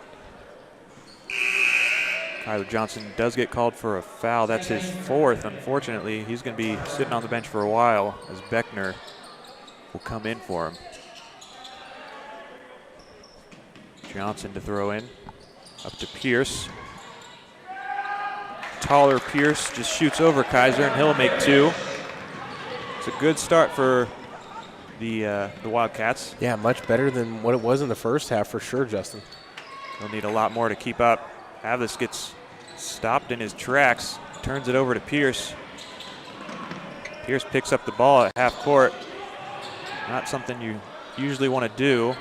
As soon as you cross half court line becomes another defender, and it makes it really hard to get into your offense. They do get it down to Pierce eventually, but they get called for 3 seconds. That's another turnover. Kaiser will go ahead and throw it into Riedel. Still a 20-point lead. Yeah, like you said, Justin, they're able to keep pace back and forth, but with the way this one is, you can't do that, because if you keep going basket for basket, you're just going to finish in a 20-point loss. So the Wildcats have to pick it up defensively. The offense looks good. They just got to work on defense right now. Definitely don't want to have the too little too late scenario.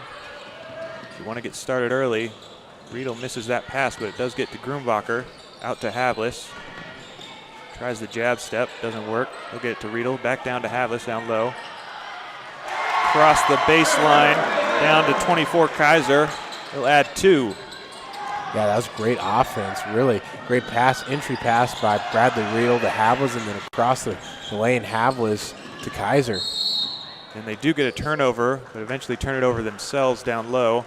He's got a couple of errant passes. That'll be Sharon Springs' ball. They'll look to get across half court. Johnson to Pierce. Dribbles into a couple Quinter defenders and then throws it away to Kaiser. Kaiser to Havlis to Riedel. He'll just walk it up. It's a lot easier for Quinter to get the ball up than it has been for Sharon Springs. Riedel, Johnson gets a hand on it, but Havlis gets the ball and he'll just use a jump shot. Add 2 to the Quinter lead. Pierce does get across half court. That's something that's so nice to have in your arsenal is the mid-range. Quite often we like the guys that can lay it in or dunk it, or the guys that can shoot threes, and we often forget about the mid-range players. But right there, Preston Havlis with a great mid-range jump shot. And then Havlis drives in and shows that he can do more than just jump shoot. So we'll get a timeout call. Quinter bench is fired up. Looks like the Sharon Springs head coach has called a full timeout. They've actually Quinter has added more to their lead. We'll be right back after this. Gove Community Bible Church, located in Gove, Kansas, is a Jesus-driven community that is proud to support the Quinter Bulldogs. We offer worship on Sunday mornings at 10:30 a.m. If you would like to know more about our church, visit our website at www.govecbc.com or download our Faith Life app from the QR code. Be sure to follow us on Facebook as well.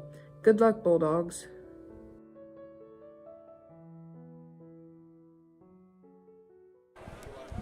Back here in Quinter, we'd like to thank some more sponsors. Kendra Barnes at Farm Bureau Financial Services, Bluestem Medical, Blackwood Family Dentistry, Kaiser Angus, Zielinski Land and Cattle Company, Smoky Hill Ag, Equity Bank, Quinter Pit Stop, Gove County Medical Center, Kansas Land Bank, Family Market, Gove Community Bible Church, GG&T Cattle Company, and Man Farms. I'd like to thank all the sponsors helping us out here. Sharon Springs throws in to Johnson. Again, it's a tough time. Briggs has him covered. Tough getting across half court. Briggs will eventually get called for the foul as he was holding on to Johnson. That's his first foul. 3 team fouls for Quinter in this half. We'll throw it on the other end of the court to Willems. Riedel's on him. Back to Johnson. He's had the ball a lot tonight. Pierce down low. Jump shot turnaround doesn't go. Johnson gets a rebound. Willems looks to shoot. He does. Off the back end. Pierce gets the rebound. Backs his man down. And that'll be a charge called.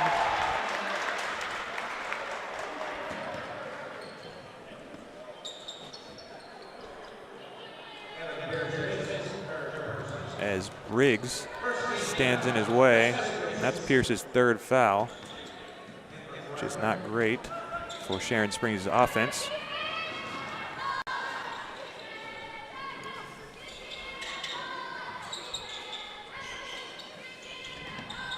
Havlis down low to Bridges. A high post, he doesn't get it, but Havlis will get a steal here. Not quite, as he loses possession. Riedel gets it back in bounds. Havlis, just as he's standing up, will get the ball back. Havlis over to Beckner in the corner, wanted it. Gives it back to Havlis. Beckner's ready. Havlis will pass it across court. Johnson tipped it. And then it'll go out of bounds and it'll stay Quinter ball.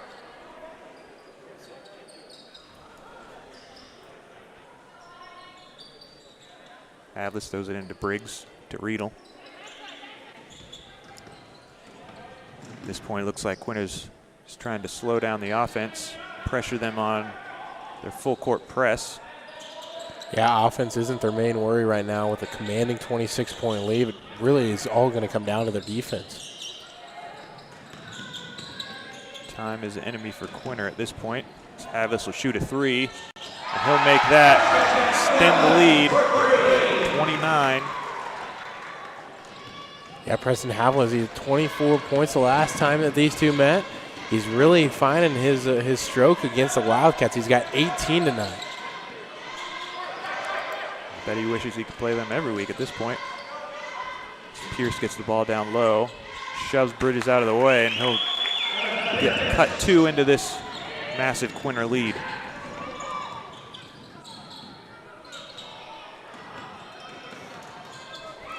Riedel tries to squeeze it between 2 defenders to Bridges. Eventually ends up as a jump ball. And number 4, Ethan Grunbacher, will check in for Riedel.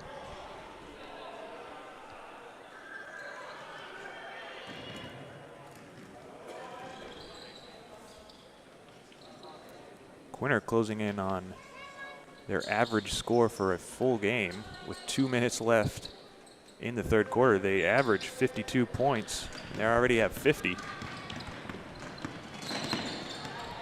Sharon Springs will bring up the ball. Pierce bobbles it, but regains possession. Eventually gets down to Johnson off a deflection, and he'll score 2. Johnson has touched the ball a lot tonight, but hasn't scored too much. 32 Briggs, a bank shot of 3 to extend the lead yet again.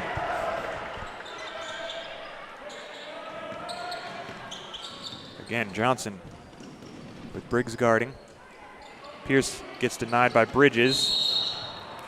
Yeah, a lot of contact right there by the younger Grunbacher, and that's definitely going to award a foul to Quinter. Just their 4th, so really not in any bad standing right now, but still a full quarter and a minute and a half of another one left. Trace Kinder connect. And Getz will check in.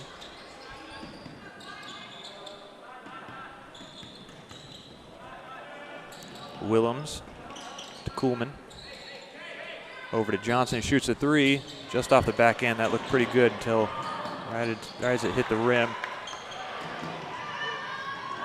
Quick ahead pass, but Grunbacher's not able to finish it. And Sharon Springs on the other end. Johnson will take a layup. 2 more points for him. Grunbacher to Kinder connect to Getz. Kuhlman on him. Wanted to give it to Briggs, instead goes to Kinder connect, then gets it to Briggs. Shoots a 3, nothing but net. Again, extending the lead. Yeah, 2 threes for Avery Briggs back to back, and now he's got 8 points in this one. Sharon Springs has been scoring, but they've been scoring 2, and Quinter's been scoring 3, and it's not helping them. Quinter able to get the rebound. Kinder connect, passes ahead, just over Funk's outstretched arm. Eventually gets down to Grunbacher. Fortunately misses. He's upset about that one.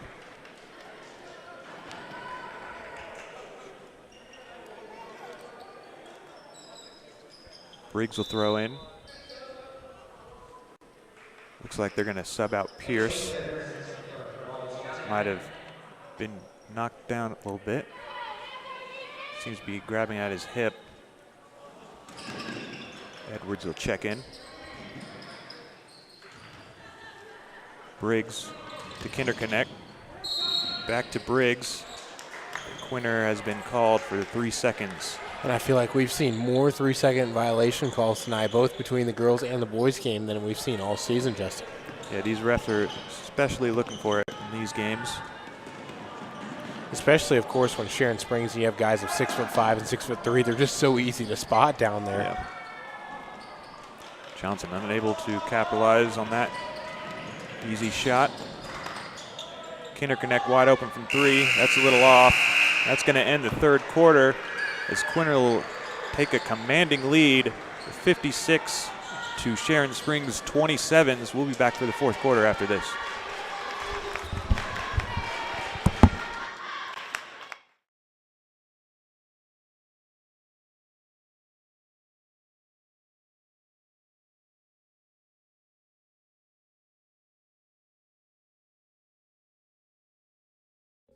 Gove Community Bible Church, located in Gove, Kansas, is a Jesus-driven community that is proud to support the Quinter Bulldogs.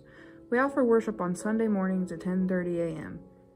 If you would like to know more about our church, visit our website at www.govecbc.com or download our Faith Life app from the QR code. Be sure to follow us on Facebook as well. Good luck, Bulldogs.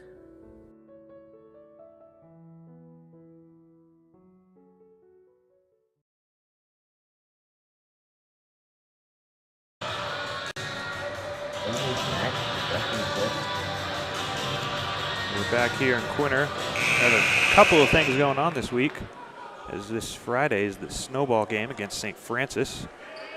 We're also going to be honoring the Quinter High School boys and girls state cross-country teams at halftime, as the boys got second while the girls won state. And no pun intended, but what a run did those two teams have. The boys, second best team in the state, the girls, the best team in the state. That is quite the honor. And for all the fans watching at home, it'd be amazing to have a packed house in here on Friday to congratulate those athletes on bringing home some hardware to Quinter High School. They've done well this year, as well as the Quinter Scholars Bowl team, who's looking to punch their ticket to state this week. The team will travel to Ness City on Thursday, and if they win, then they'll be going to the state meet on February 12th. Awesome. It sounds pretty good. It's right around the corner. I mean, it seems like January was only like 5 days long. Right. We came up here for a couple games, and the next thing you know, it's February 1st already. A lot of success here at Quinter.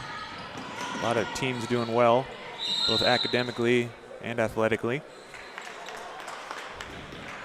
Did have a couple points by Sharon Springs here, but it looks like they'll be taking a timeout.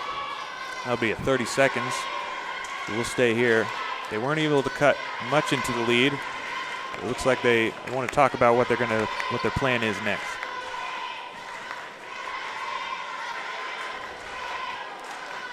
We do need volunteers if anyone's willing. We need volunteers to take gate, run the clock, keep scorebooks here. We're willing to train. If you're willing to help, please contact the high school. Just remember, we are streaming on YouTube. We're trying to get 1,000 subscribers so we can broadcast directly through YouTube. Make sure to go ahead and subscribe to really help us out. We're halfway there already.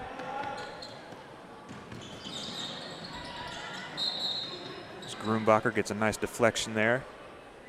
It'll stay Sharon Springs' ball.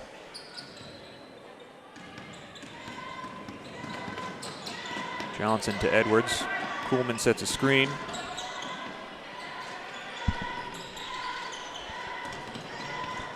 Johnson gets possession.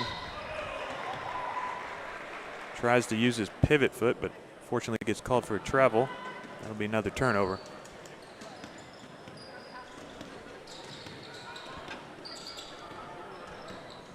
Rito up top. Johnson tries to get a steal. Instead, it'll end up in Johnson's hand for Quinter.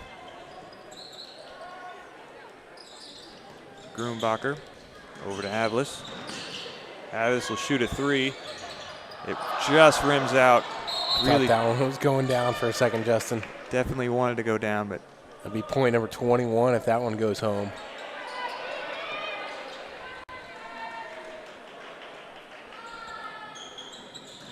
Havlis has done sensational here tonight, along with all of Quinter. Riedel gets called for a travel. Doesn't quite agree, but he's willing to shrug it off as they have a massive lead, and it's not really important at this juncture. Riedel tries to get a steal, guarding very aggressively. Willems gets up. He's upset about that one. Riedel willing to take the chance, get that turnover. Yeah, did a great job, and he played it smart too, not going too aggressively and didn't get a foul drawn on him. He was able to poke it away and force a turnover. Yeah, foul's definitely not what you want. It'll stop the clock, give 3 points to Sharon Springs, allow them to maybe get some momentum. It'll be tough to come back regardless at this point, but they might have been able to get some run together. And that'll be a foul on Havlis, his first. That's the 5th team foul for Quinter in this half. Quinter's waiting at the half-court line. They backed off their press, but they still playing half-court full man. Pierce gets denied, but eventually recovers, gets the ball in the corner. He's stuck there though. Trying to throw it off the Quinter player. Try and throw it off Kaiser. He is successful, but fortunately the throw-in is going to be right where he was standing anyway. Tough spot to throw it in. Pierce wants it. Instead it gets to Willems right down low. Two people guarding him. He's not able to convert. Riedel sees a path, tries to get there. Instead he gets fouled on the floor. Yeah, and I saw that one. That one actually occurred off the ball. It was Willems and Havlas fighting for position, running down the court, and Willems actually gave him two full arms extended, pushing Preston Havlas out of the way. I'm surprised we didn't see, more of a intentional foul call on that one. Yeah, Willems has had a frustrating night. That's his 4th foul. Definitely not what he wanted coming in tonight, as Riedel adds 2 to Quinter's score. It's 58-29. Bradley Riedel, the second leading scorer tonight with 14. He's trailing Preston Havlas by 4, who's got 18.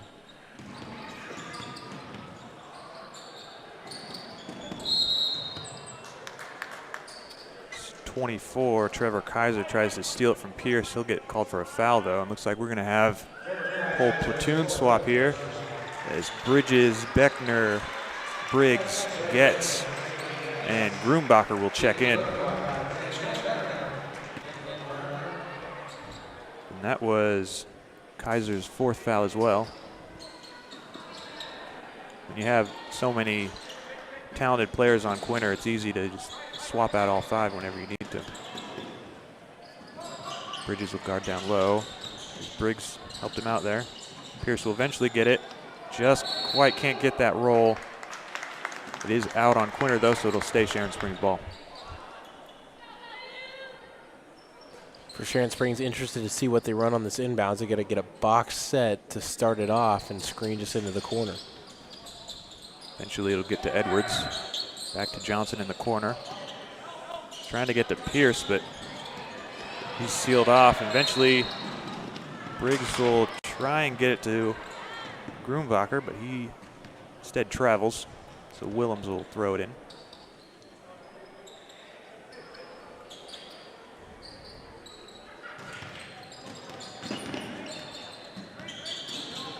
Pierce set his screen for Johnson, then gets the ball. Backs gets down, but he's not having it.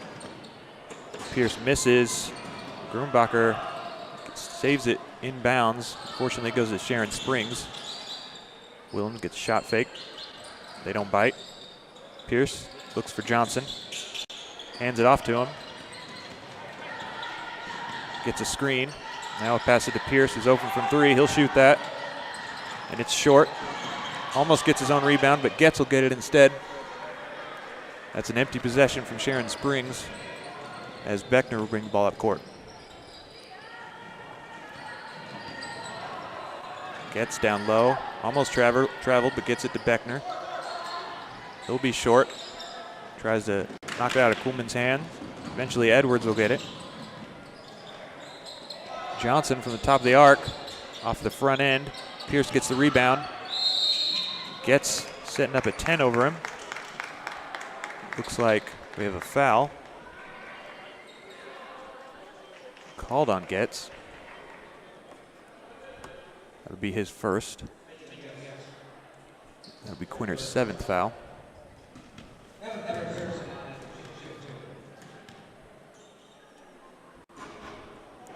Pierce will miss the first. As Kane Johnson will check in for the first time tonight, along with Trace Kinderconnect.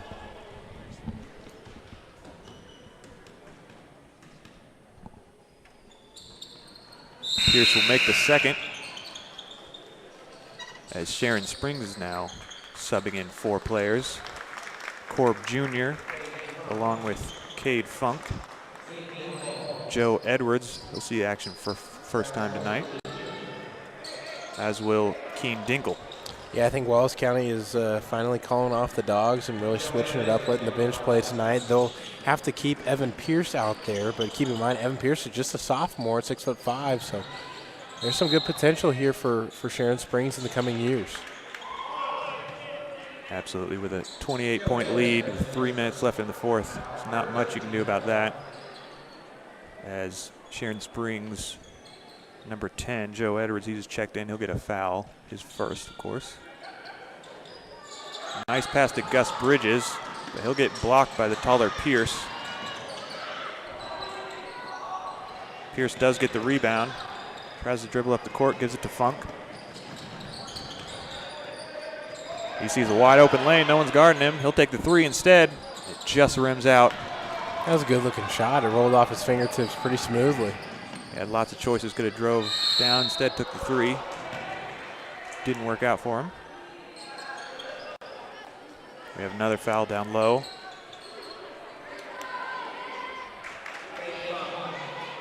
This one will be on Cade Funk, his first. That's Sharon Springs' fourth foul, and Getz will make the first.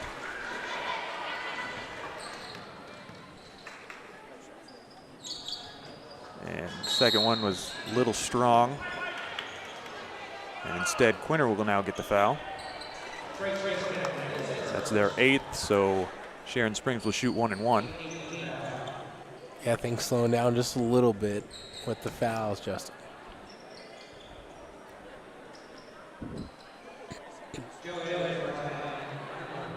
Joe Edwards will look to etch his name in the scoring sheet tonight. He's not going to with that shot as it hits off the front end.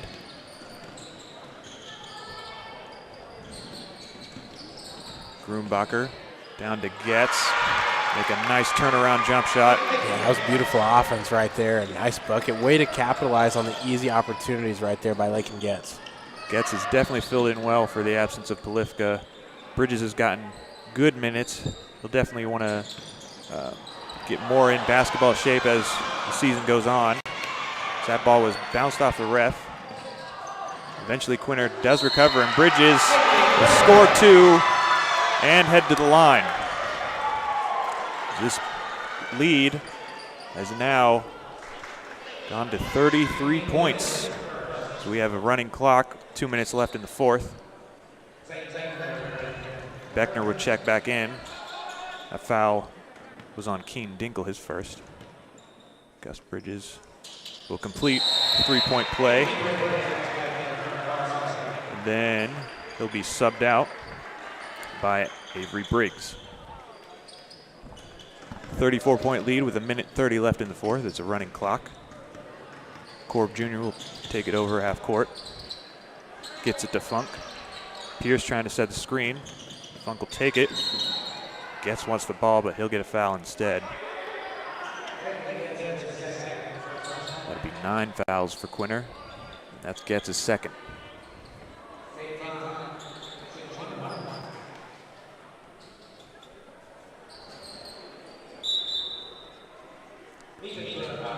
Ethan Grumbacher will check in for Getz with 56 seconds left and counting.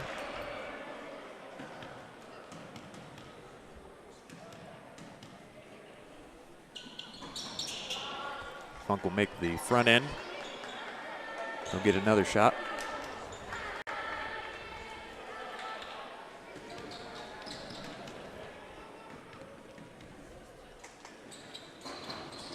And he'll make the second. 30 seconds left here. Quinter enjoys a 32-point lead. 24 seconds left. Beckner gets blocked by Pierce. Eventually it ends up in Briggs' hands, who drives. He'll get fouled, almost gets the and one. Instead he'll head to the line with 8 seconds left. He might not even get this shot off. In fact, I doubt he will at 3 seconds. We'll go ahead and just call it here as Quinter took a commanding lead in the second quarter and never looked back. They increased their lead in the second half and ended up with 64 points to Sharon Springs' 32. There isn't a lot to talk about as Quinter ended up with turning great defense into offense, and that was really all she wrote from then.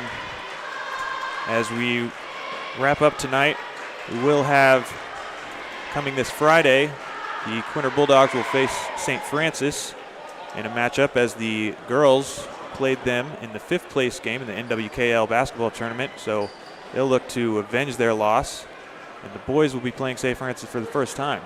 So we hope you come back and stay with us here on Friday. On behalf of Tiger Media Network, Quinter High School, thanks for watching.